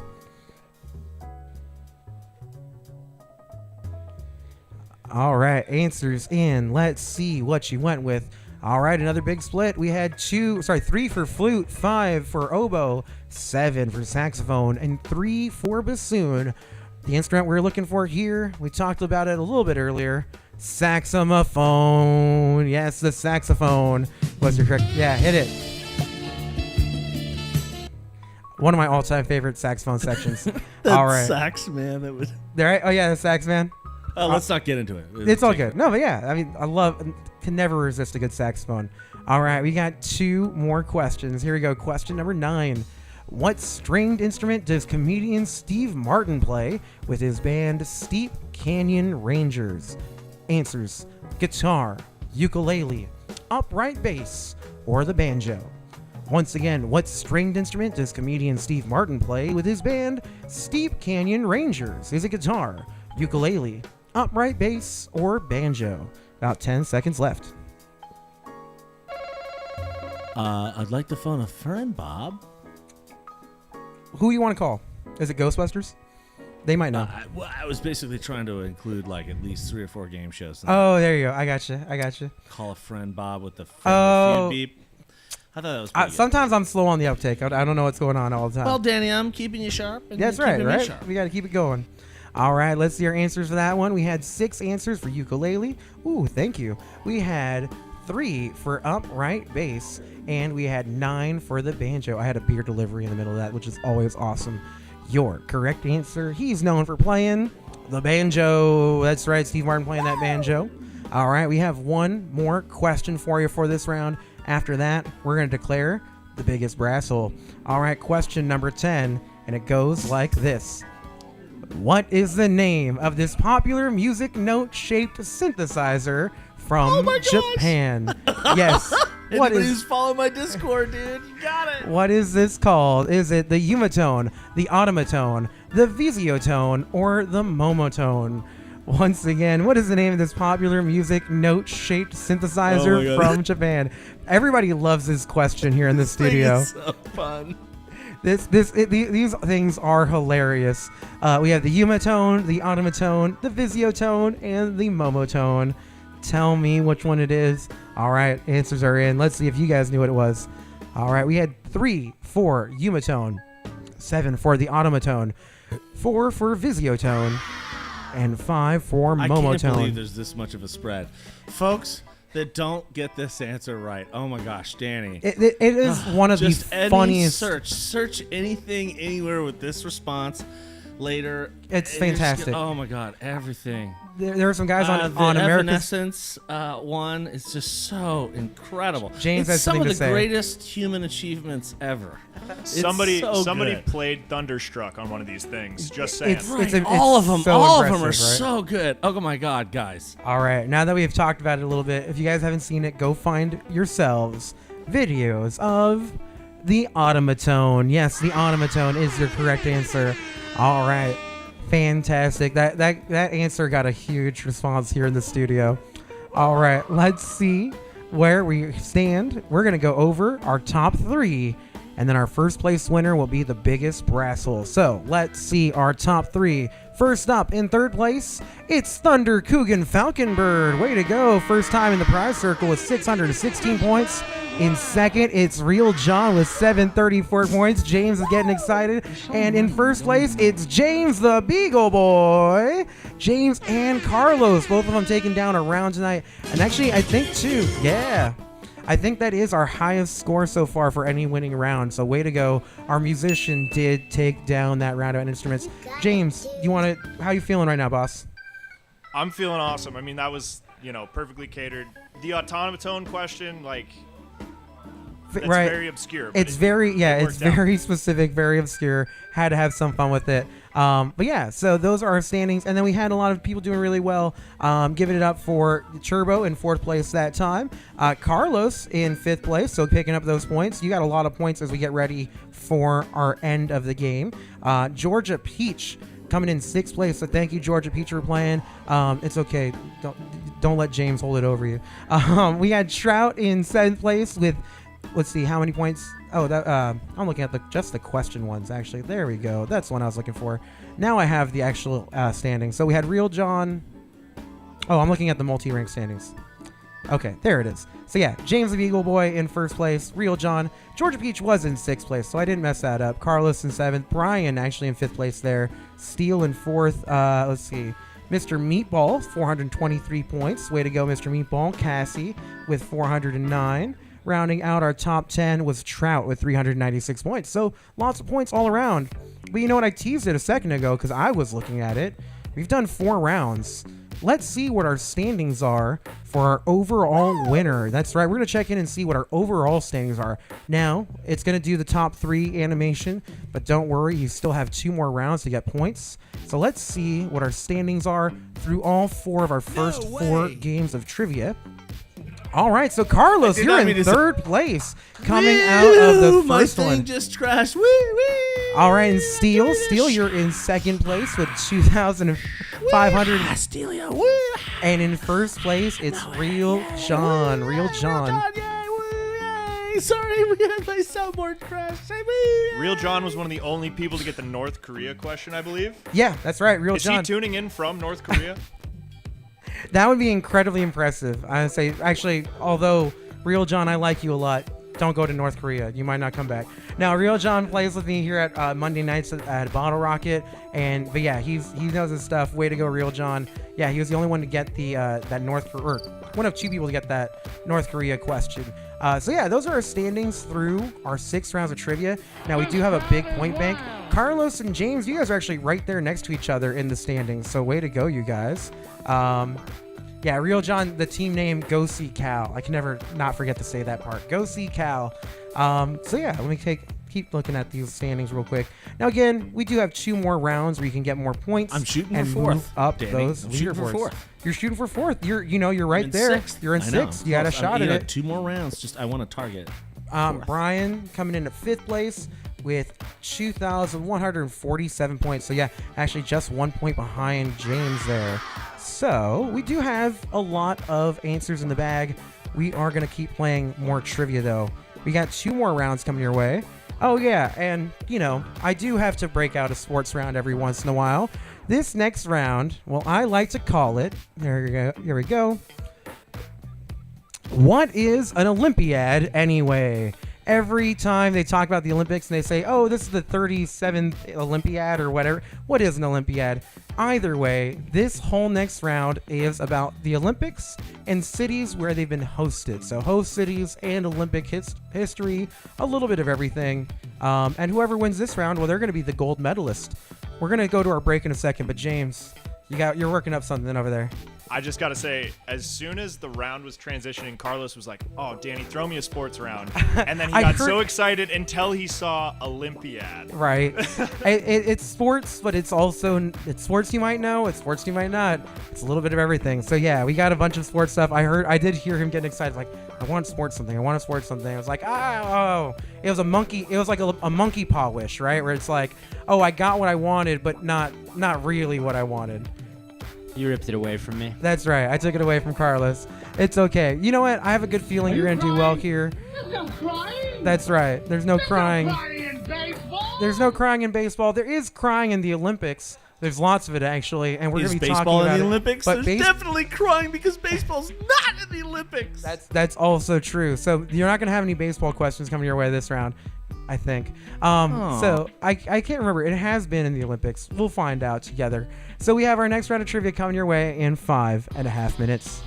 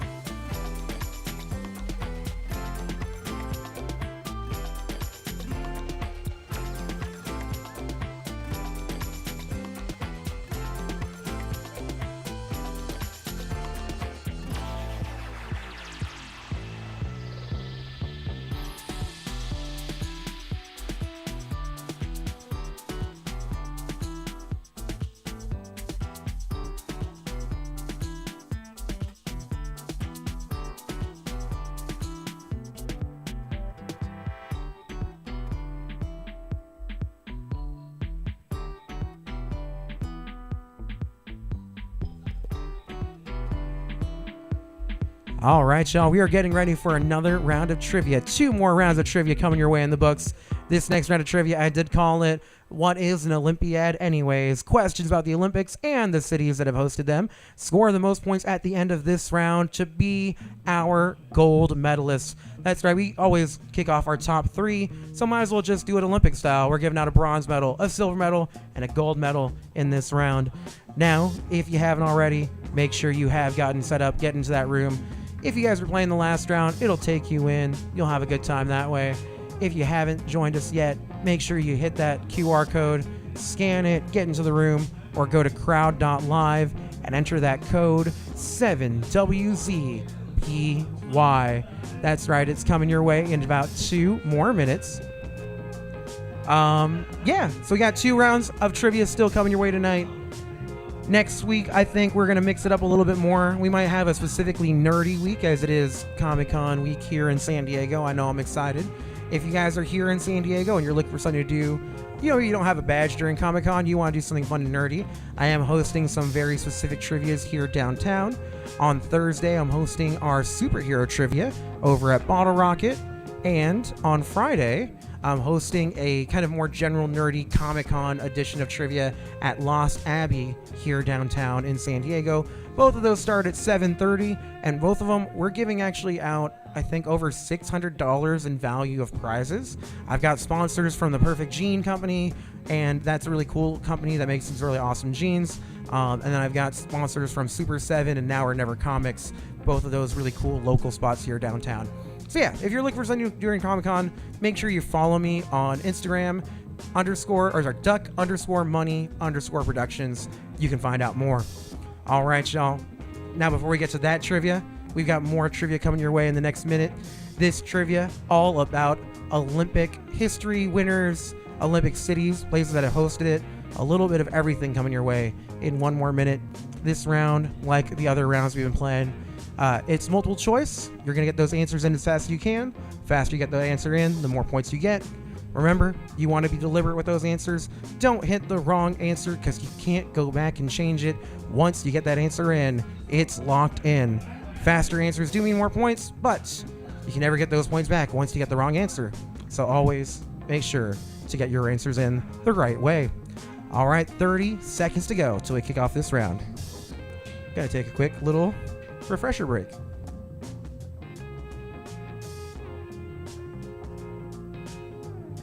And if you guys are drinking, hanging out, watching Trivia Tavern with us, let me know in the chat what you're drinking. That's always nice to know. What's that? Alcohol. Alcohol is always a good answer for that. Tonight, I'm drinking Sapporo, which is really tasty. Right? I would love Sapporo. All right, here we go. We got our first question of the round coming your way now. All right, here we go. What Olympic boxing legend lit the torch during the opening ceremony of the 1996 Summer Olympics in Atlanta? So who lit the torch at the 96 Games in Atlanta? Was it George Foreman, Sugar Ray Leonard, Muhammad Ali, or Joe Frazier? In that picture, you can kind of see who it is. It's blurred out a little bit, so it doesn't give it away entirely. So once again, what Olympic boxing legend lit the torch during the opening ceremony of the 96 Summer Olympics in Atlanta? Was it Foreman, Leonard, Ali, or Frazier? 5 more seconds coming your way. All right. You have used to dial Turbo, is that a fat finger for you, bud? Not me, but Eric over here. Oh, Eric getting a little too Bumbly. He was eating. jumping the gun. Eating and it was all that popcorn he was having earlier, right? Exactly. Let's see the answers you guys went with. We had 1 for Foreman, 2 for Sugar Ray Leonard. We had 16 answers, 80% for Muhammad Ali, and 1 for Joe Frazier. Your correct answer was the great one, Muhammad Ali. Mm-hmm. Yes, Muhammad Ali, your correct answer. All right, y'all. Here comes question number 2. What is the only city in Canada to host a Summer Olympic Games? That's right. Name the Canadian city that's hosted a Summer Olympics.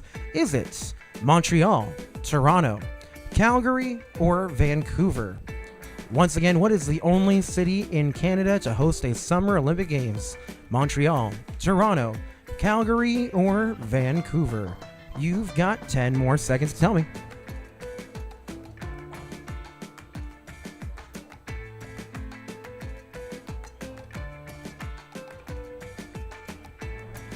All right, your answers are in. Let's see what you guys went with.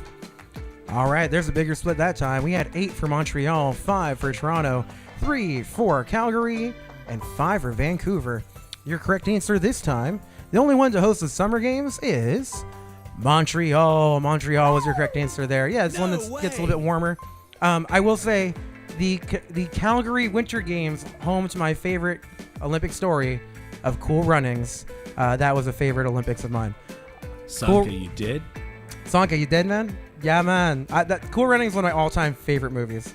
76. Thank you, Painter, for giving me that little flashback for the year. Is 76? I'm guessing that's the year for the Montreal games, not the Calgary ones that I was talking about. All right, y'all. Here comes question number 3. In which of these Olympic host cities did security guard Richard Jewell discover a terrorist bomb during the game? Now, they made a movie about this. Now, which city was it? Was it Los Angeles, Sydney, Salt Lake City, or Atlanta? So once again, in which of these Olympic host cities did security guard Richard Jewell discover a terrorist bomb during the games? Was it Los Angeles, Sydney, Salt Lake City, or Atlanta? You've got a few more seconds to tell me.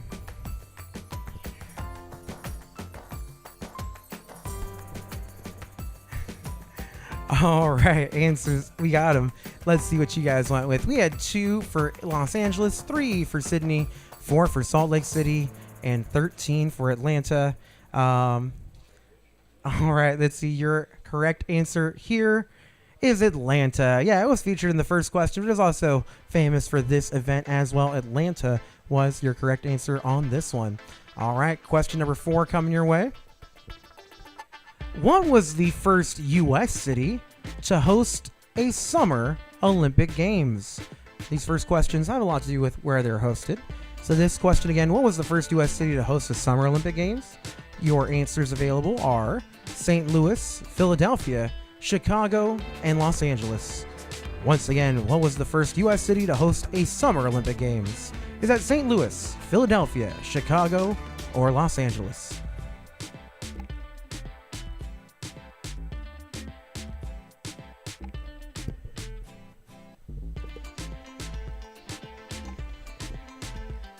All right, y'all, we got those answers in. Let's see what you guys went with this time. All right, big split this time. We had 5 for St. Louis, 3 for Philadelphia, 4 for Chicago, and 10 for LA. Your correct answer this time is St. Louis. Yeah, St. Louis. I bet you I know the Thunder Cougar Falkenberg. Got that answer right. Oh, it's Thunder Cougar Falkenberg from that area? Roughly? Okay, maybe. Yeah, so yeah. This one is a little bit trickier, right? St. Louis did host the first one. LA famous for some summer games, but St. Louis did hold the first one. Oh, there's a clue in the picture. I can't recognize it. Oh, wait. Oh, yeah, Louisiana Purchase something. Yeah, I can't read that from here. Louisiana But Purchase could be. yeah, that does give it a little bit of a clue. So yeah, thank you for pointing that out, John. All right, y'all. We have one more question. Now we're going to do our mid-round breakdown. We'll find out where we're doing through 5 questions. All right, 5 questions. Let's get into that 5th question. Which of these was the first ever city to host the Summer Olympics 3 times? So which one of these is the first city to host the Summer Games 3 different times? Answers available are Los Angeles, Athens, Paris, and London. Once again, which of these was the first ever city to host the Summer Olympics 3 times? Los Angeles, Athens, Paris, or London? Tell me which one it is. You just might get those points.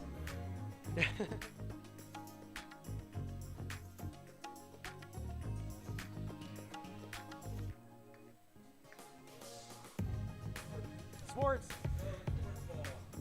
Sports, go sports. Athletics are number 1. All right, answers. Let's see which one you guys went with. All right, we had 1 for Los Angeles. We had 9 for Athens, 10 for Paris, and 2 for London. Your correct answer this time was London. So yeah, London. All right, no, you're fine. No way. They can't hear you unless you're on the mic, like on the mic. So this one was a little bit trickier. London has hosted it 3 times and was the first one to do so. They're actually, I think, might be the only one to do so until LA does it a 3rd time coming up soon. So I wanted to see who got that question right. And that's Brian and Thunder Cougar Falconbird both getting that one right. So way to go, guys. Thunder Cougar Falcon. Thunder Cougar Falconbird. All right, so let's see our standings through 5 questions. All right, so far the Urinal getting number 1 right now. He's in first place with 468 points. And that's actually a pretty good jump to our next player with 365 points, which is Real John. And Darren joining us now. Darren jumping into the game. Suburban Rain with 283 points out of those 5 questions. So yeah, let's see. James, what you feeling right now, boss? I'm getting peached. You're getting peached? Oh, yeah. So your sister-in-law right now, yeah, she's in 4th place. So a lot of people are getting peached right now because, yeah, she's in 4th place coming out of those first 5 questions. Stelio in 5th. Then we had Churbo in 6th. Mitch Dodge is joining us. Yeah, 6-Eye Dog playing with us. We got a lot of people joining in for this round. So we're getting a lot of people going in. James, are you responsible? You getting the whole clan in? Shout out to 6-Eyed Dog. That's my brother. Oh, heck yeah. Zach. Yeah, Shout out to Zach. We got the whole family playing tonight. So now, yeah, we got some inter-family dominance. So we're going to see who is our winner at the end of this round. You don't even have to win the whole game. You guys just get to can compete against each other and then, declare those rights. Shout out to Bob, no relation. Shout out to Bob, no relation. Very cool. All right, y'all. So we have, that's hilarious. Just shout out. While we're here, I'm going to shout someone out. Let me see a name I haven't said in a second. Still can't say that one. Shout out to Jenny because, I love Jason, Jenny, and Steph. You guys are rad. So thank you guys for playing us when you guys are playing. Shout out to J-Dog. All right, let's get back into it. Let's get into our next 5 questions and see who will be the gold medalist at the end of the round. All right, here comes question number 6. Which of these countries holds the record for the highest number of stripped Olympic medals? So now we're not talking about home countries. We're talking about the country that has had the most medals stripped from their records. Tell me which one it is amongst the following. Is it Russia, Ukraine, the United States, or Belarus? So once again, which of these countries holds the record for the highest number of stripped Olympic medals? Is it Russia, Ukraine, United States, or Belarus? Medals can be stripped for lots of reasons, right? Cheating, obviously, among them, all kinds of other stuff. So what country here might be the one that's most stripped? Barbados is not an option, but I do appreciate Ricardo for saying it every time. That's great. All right, let's see our next one. Your answers here are... We had 17 answers for Russia, 2 for each Ukraine and the United States. Your correct answer is Russia. Yeah, lots of USA.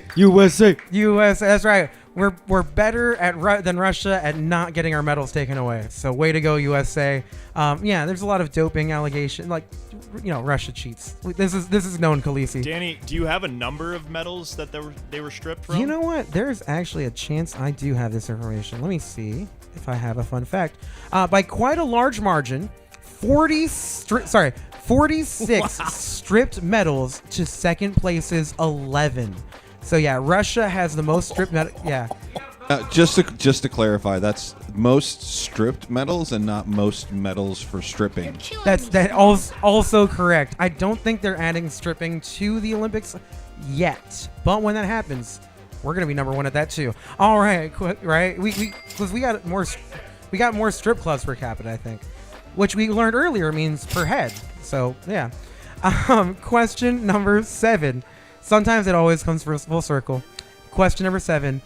What was the first Latin American city to host a Summer Olympic Games? So this one, we are looking for a city now. Let's see. Yeah, there we go. We have Rio de Janeiro, Sao Paulo, Mexico City, and Buenos Aires. So once again, what was the first Latin American city to host a Summer Olympic Games?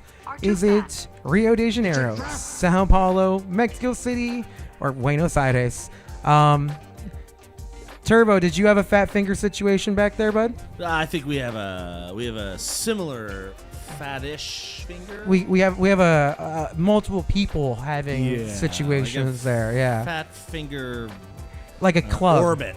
There you go. Yeah. Like almost like a fat hand because you got more than one finger, right? Danny, fridge.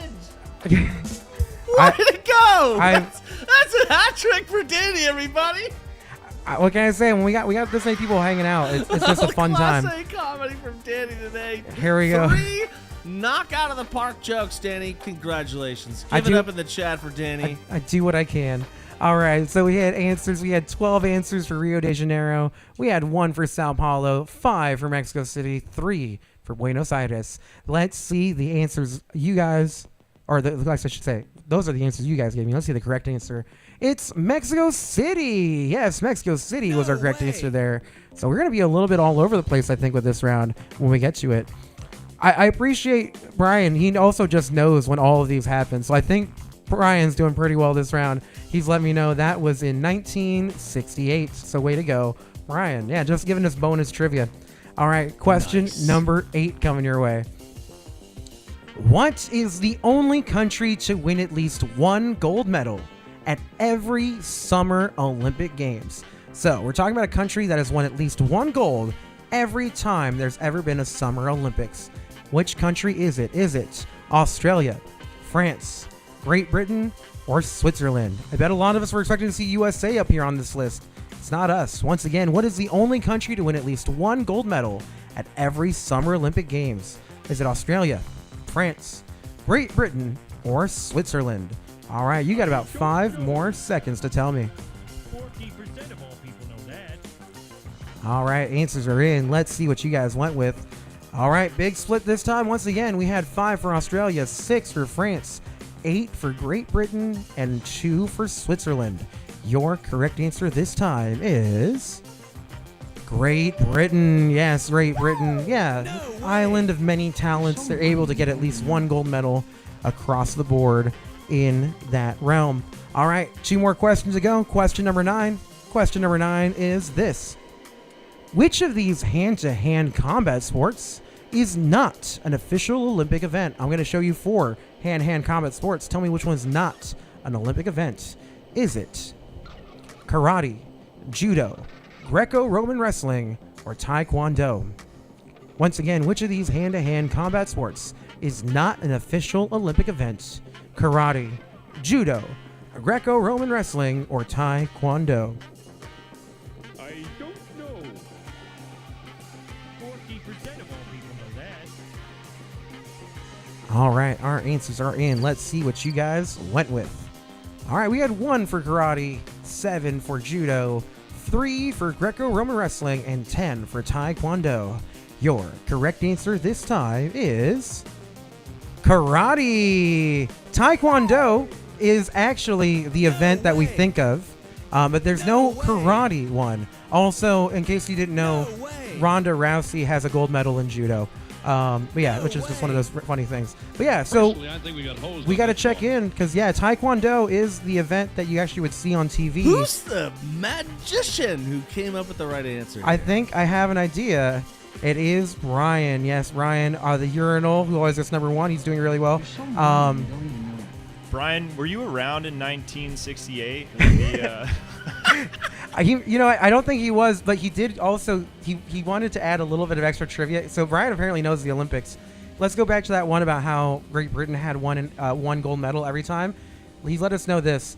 Even though Great Britain boycotted the 1980 Moscow Olympics, Daley Thompson paid his own way and won the decathlon. So the Great Britain as a country wasn't even at that Olympic Games, and one dude showed up, won a gold medal, and kept the streak going.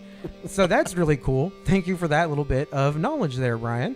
All right, I think we might have a winner already, but we're still going to figure out our silver and bronze medalists after we do one more question. Here comes question number 10. How many of decorated American swimmer Michael Phelps's 28 total Olympic medals are gold? So out of his 28 medals, how many of those medals are gold medals? All right. Is it 18, 21, 23, or 26 gold medals? So once again, how many of decorated American swimmer Michael Phelps's 28 total Olympic medals are gold? 18, 21, 23, or 26? All right, you got 5 more seconds to tell me. Everyone who understands anything about America would understand this answer. This answer is like quite possibly the answer that everybody should understand. Michael Phelps, American hero, right? American, like smoke bongs, Superman, and then all of a sudden, and that was the other thing. That was the part I was going to mention for us resident stoners, the stoner hero of the Olympics, because we all know the thing, right? It's like probably the reason why he could burn all those calories was he just had crazy munchies, and they just like told him to get in the pool and go. Right? He's the only dude that marijuana is the performance enhancing drug. Absolutely. So it's like him and Shaun White is like, is it the weed? Maybe. Either way, let's see what you guys thought it was. Okay, that is probably the most even split we have had. That's gotta be a record, right? So we got Somebody 5 for each 18 and 21, 6 for 23, and 4 for 26. And this is an impressive number. The amount of his medals that are gold medals. 23. Yes, 23 gold medals. That is an insane number and statistic. So congratulations, Michael Phelps. And it's time to say congratulations to our top 3 winners. Let's find out who they are.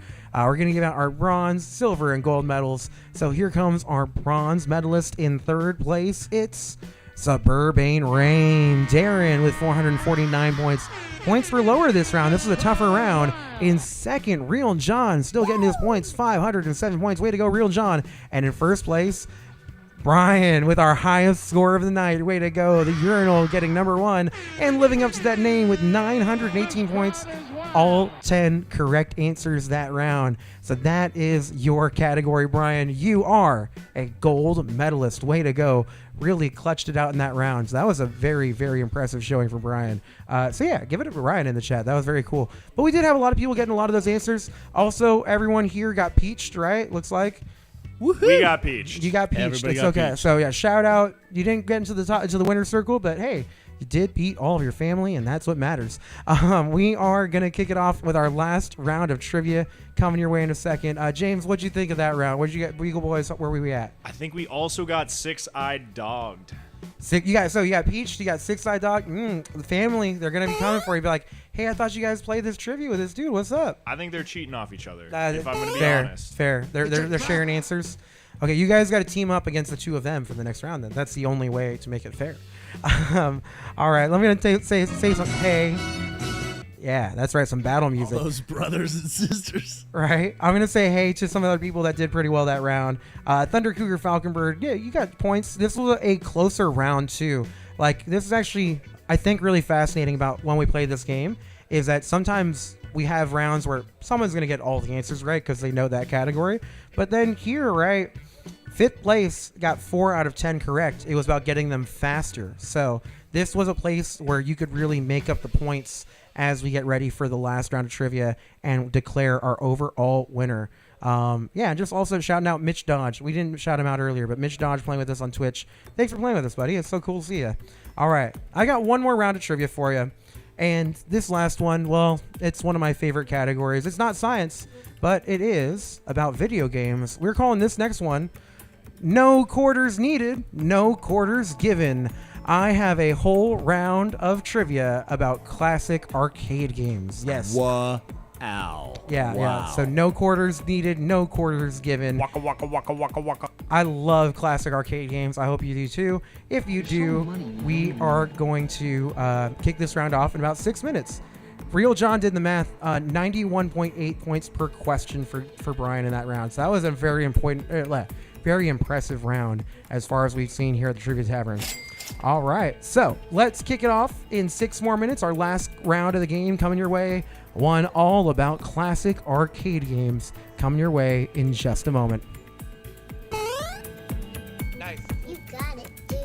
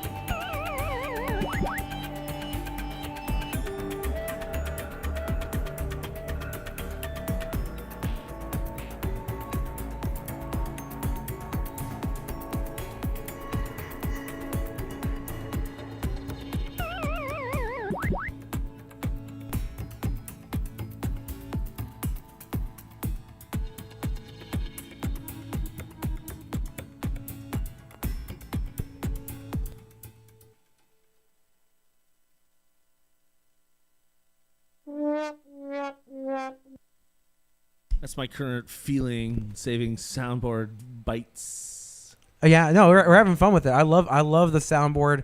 We have some very apropos. Yeah, exactly right. That's the classic Mario jump sound. We had the Pac-Man, like dying sound effect a second ago. So yeah, very good sound effects coming your way this round. We have one more round of trivia to go. After we finish this round of trivia, we will be declaring our overall winner for the night. That's right, our Trivia Traveler. But there's also one more prize that you can win, because maybe you don't want to get all the points, or maybe you can't get all the points at this time, but you can still win this round.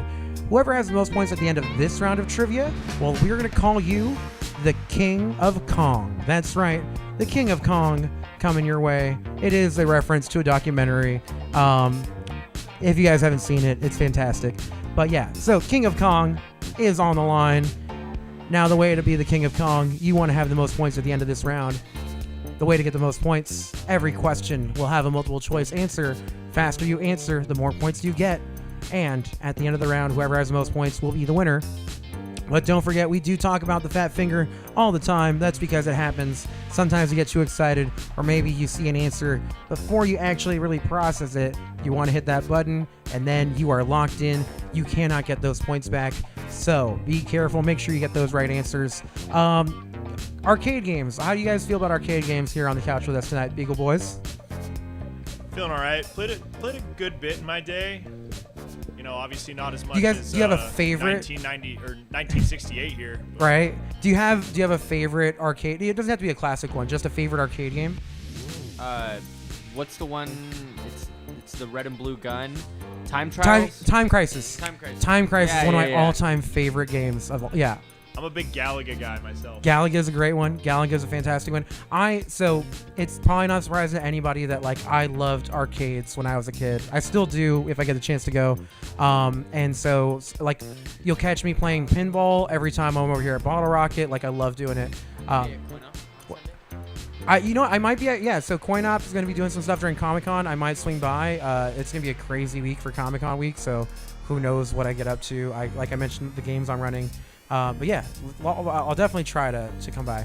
Danny, I got a question. What's your best memory playing an arcade game growing up? Oh, okay. So there was an arcade game that my dad did play a little bit of arcade games too when he was a kid. So it was something where he'd want to take us. There was the old X-Men side-scrolling beat-em-up game, right? You play the Ninja Turtles beat-em-up game where you just walk across, beat people up as you fight across. The X-Men one was awesome because most of them you can only play 2 or 4 people. The X-Men one you could have 6 players at a time. Everyone had their own special power. It was freaking crazy. And when we were poorer, you couldn't spend all the quarters to beat it. And so I remember the one time we went to a nickel arcade, and me and my dad finished that game. And it was like, cool, we got plenty of money. We'll just spend the money until we beat this game. But it was like the first time we'd ever beaten that game. So that is, thank you for asking me that, James. That was my favorite arcade. Yeah, it's one of my favorite arcade stories. So yeah, now that I got all mushy, it's time to start some trivia. We have our next round of trivia coming your way. This one, it goes like this.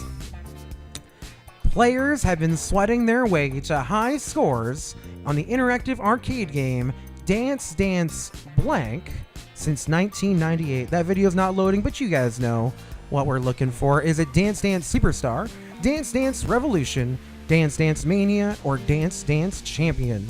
So once again, players have been sweating their way to a high score on the interactive arcade game Dance Dance Blank since 1998. Is that Superstar, Revolution, Mania, or Champion? I'll tell you guys that this game is the reason why I heard Darude's Sandstorm for the first time. It was my favorite song to dance to.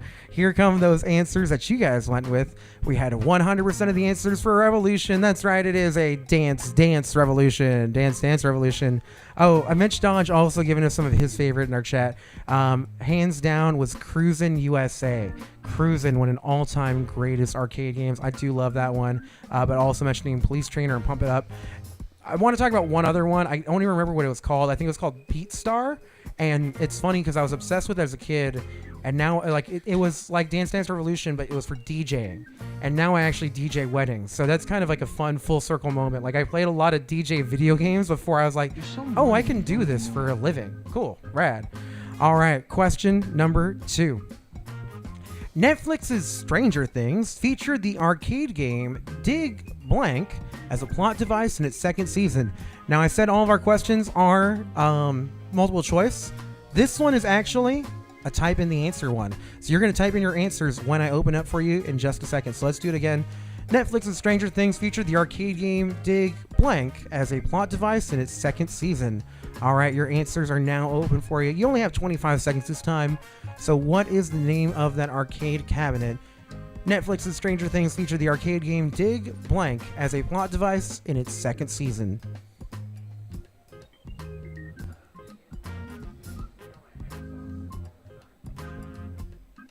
That was where I played a ton of it on the Xbox arcade, the 360 arcade. So good. All right, let's see the answers that you guys submitted. All right, we had Dig Dig, Dig Dug, Dig Man, Dig Down, and Dig Bones. Your correct answer is one of my favorite arcade games. It is Dig Dug. Dig Dug. I think people might be getting confused with Dig Down in Dallas. Dig Down in Dallas? I don't... Oh...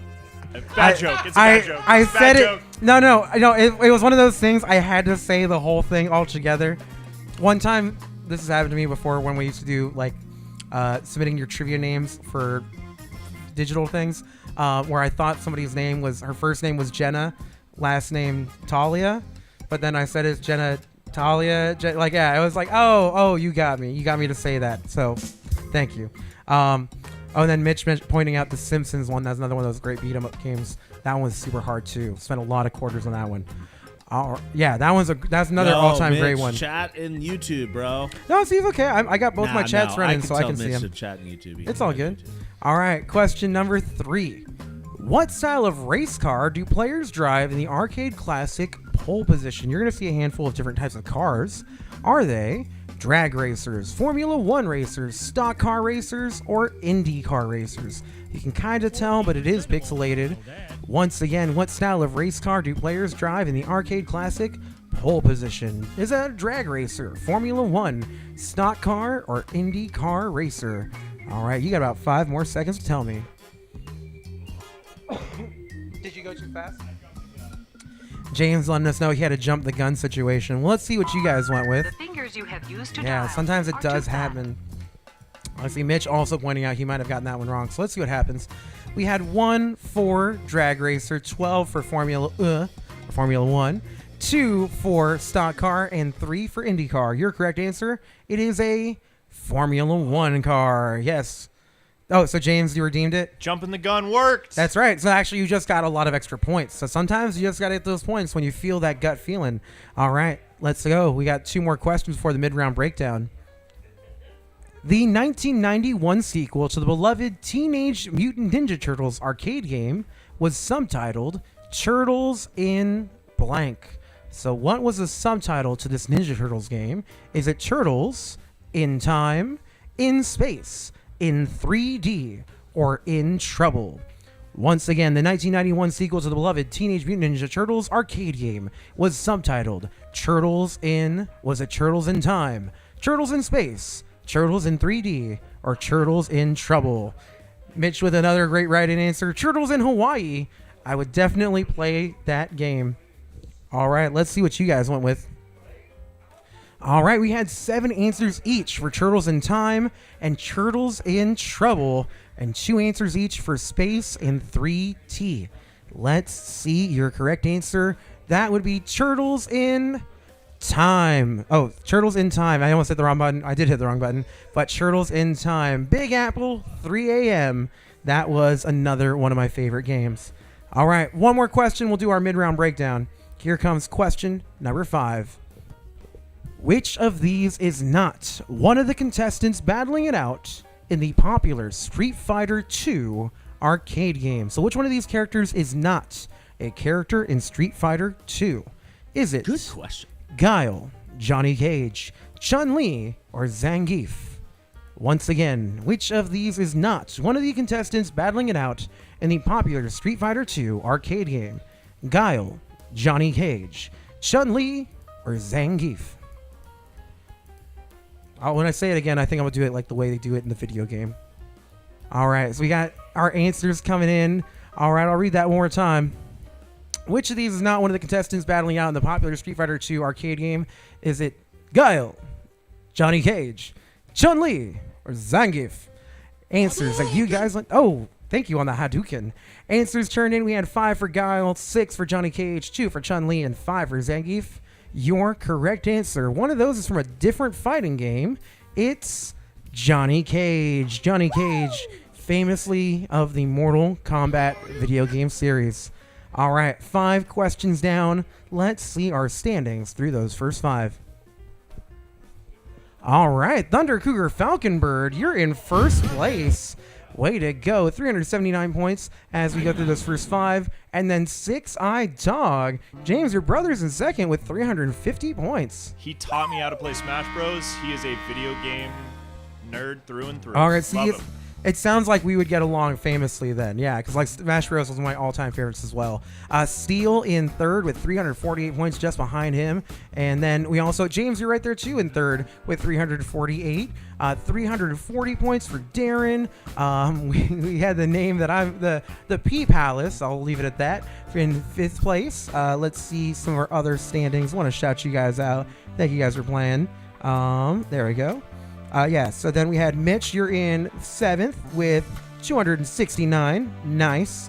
Brian, 1 point behind him with 268. And then Media Killers, 259. And Carlos rounding out our top 10 with 225 points. All right, we are halfway through this round.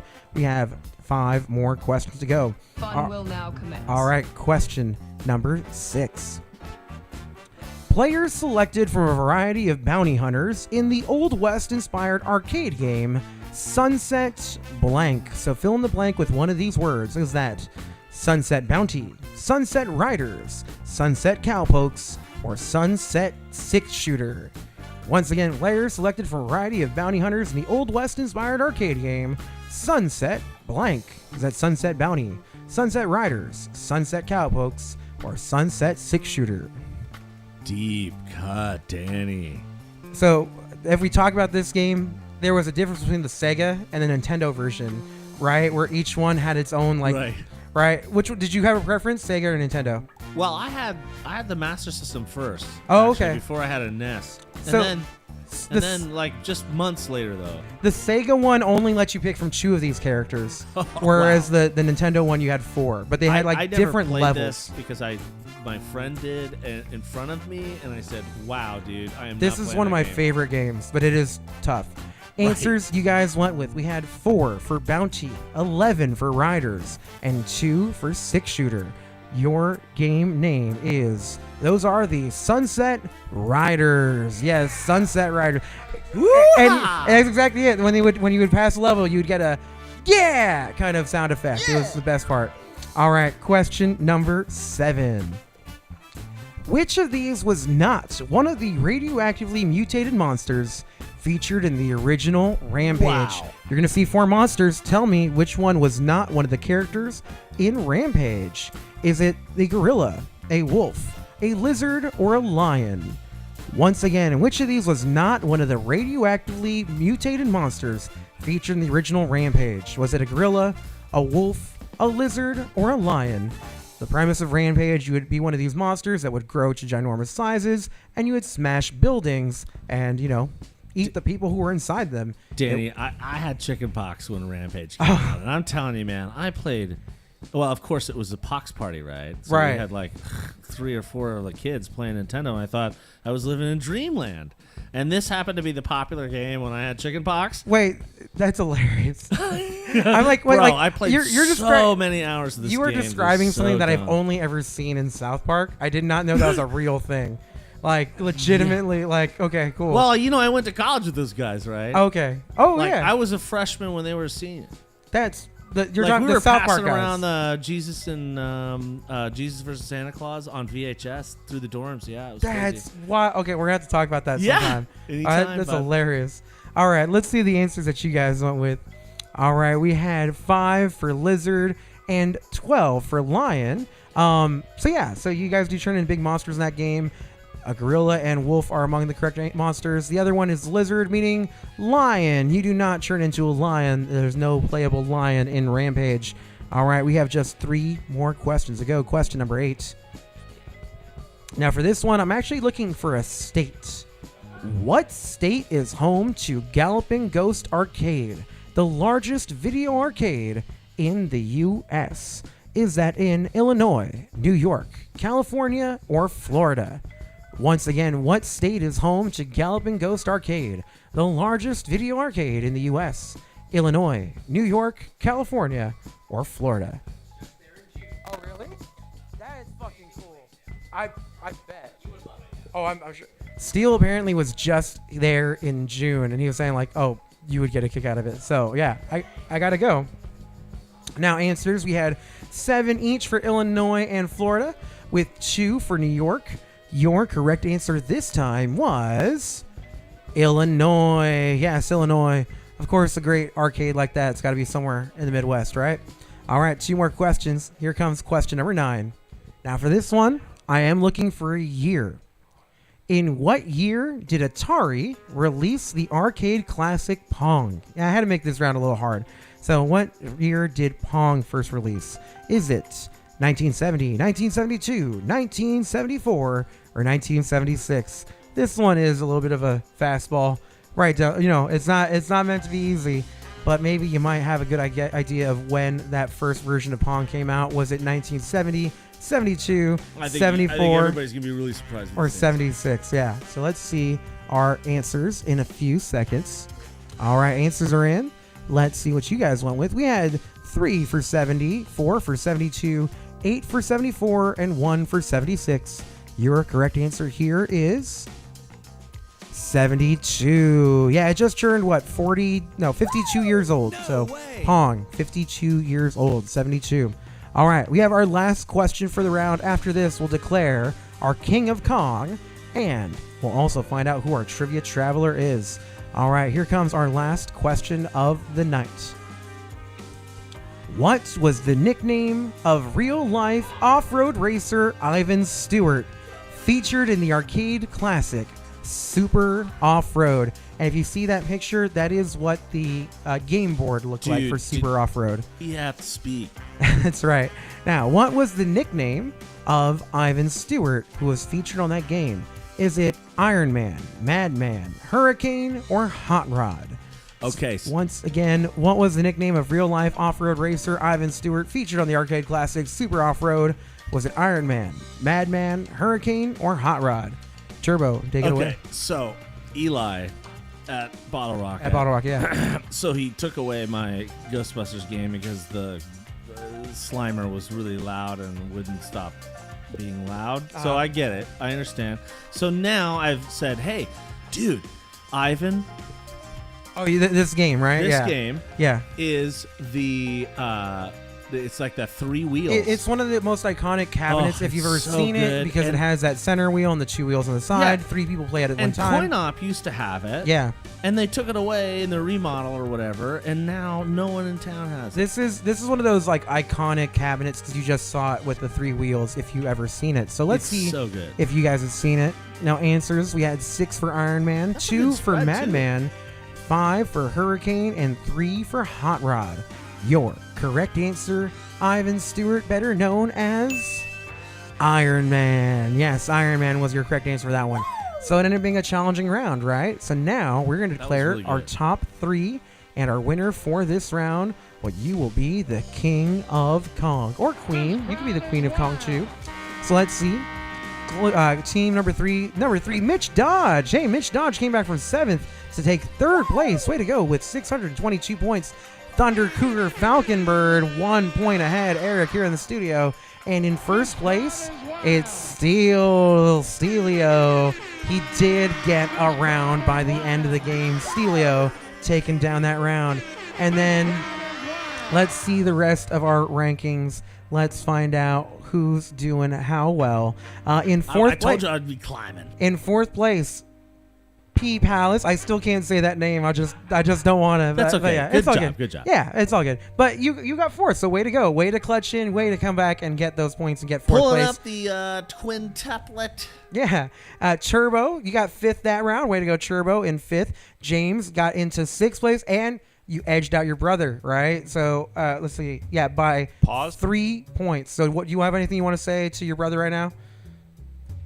I mean, I owe him everything I know about video games, to be honest. That was such a beautiful, sweet, and taking the high road answer, because I would have been like, 3 points. That's right. all you needed. That's all you needed. That's it. So yeah, no, I'm messing around. Thank you, Six Eyed Dog, for playing with us. You know, next time we have another video game round, it just means they're gonna have to settle it up and get those 3 points back. And then Carlos is right there, right behind the 2 of them, in 8th place and getting points. You know, you were in 3rd, so it might still matter for getting those overall points at the end of the night. Darren in 9th and Media Killers in 10th, rounding up our top 10. Now it's time. It's time to find out who our Trivia Traveler is, our winner through 6 rounds of trivia. Mitch Dodge giving out the gamer call of GG in the chat. That's right, a good game for everyone. But let's find out our top 3 and our Trivia Traveler for tonight. In 3rd place, our 3rd place overall for this evening is Brian. Urinal getting number 1, 3,469 points. Nice. For 3rd place, Real John, 3,578 in 2nd place. So who is in 1st place? It's Steel. Oh, here he is. Here, speak right in the phone. Speak into the microphone. Speaking right here. Way to go. Amazing. Yeah, it was a very... What a true, actual champion for the first time in weeks. Look at Steelio over here. And a testament to how much it matters to get points throughout the game, right? Because Steel, you had some like 2nd and 3rds, right? He was not doing but great. it wasn't. Yeah, didn't win any of the rounds until that last one. And so who got 4th? Was it Carlos? Carlos, you got 4th here on the couch. Way to go, Carlos! First time here at the Trivia Tavern. Nice work. I would say too, Steel's here a lot. So for your first one, I'm just messing around. I'm just saying you're used to being here for your first time, Carlos. Getting 4th, that's very impressive. Hanging out here with us here at the Trivia Tavern. So way to go, everybody. You used to be good, so No, I'm just saying. we're giving you crap. Steel hangs out with us. I'm so happy that he does. But he's a little bit more familiar. Carlos, on his first time here on the couch, getting 4th place. So way to go, Carlos. Way to play with us tonight. And you also, just like Steel, got an honorific. He's the hottest dog around. Steel was our King of Kong. Real John getting 2 rounds tonight, too, as well. Glizzy King.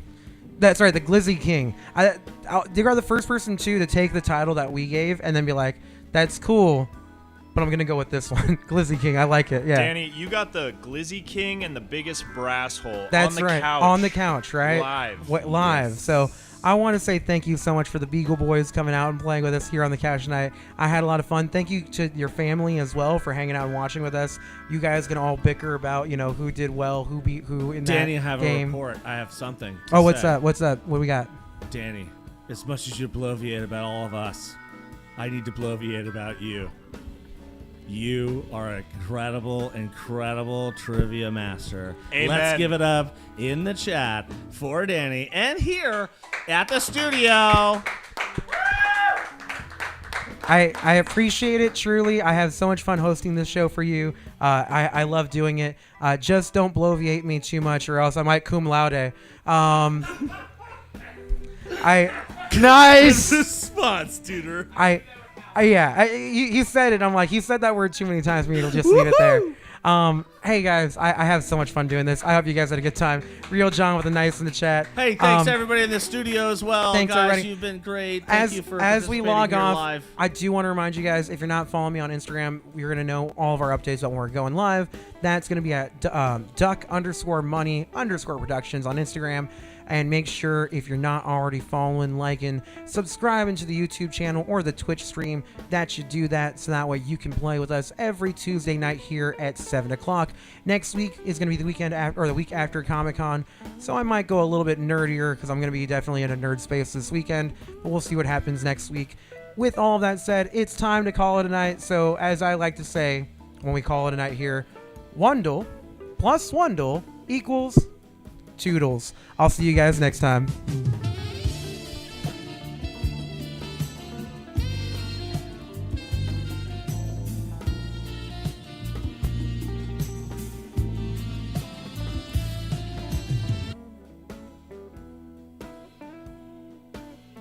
Thanks, everybody.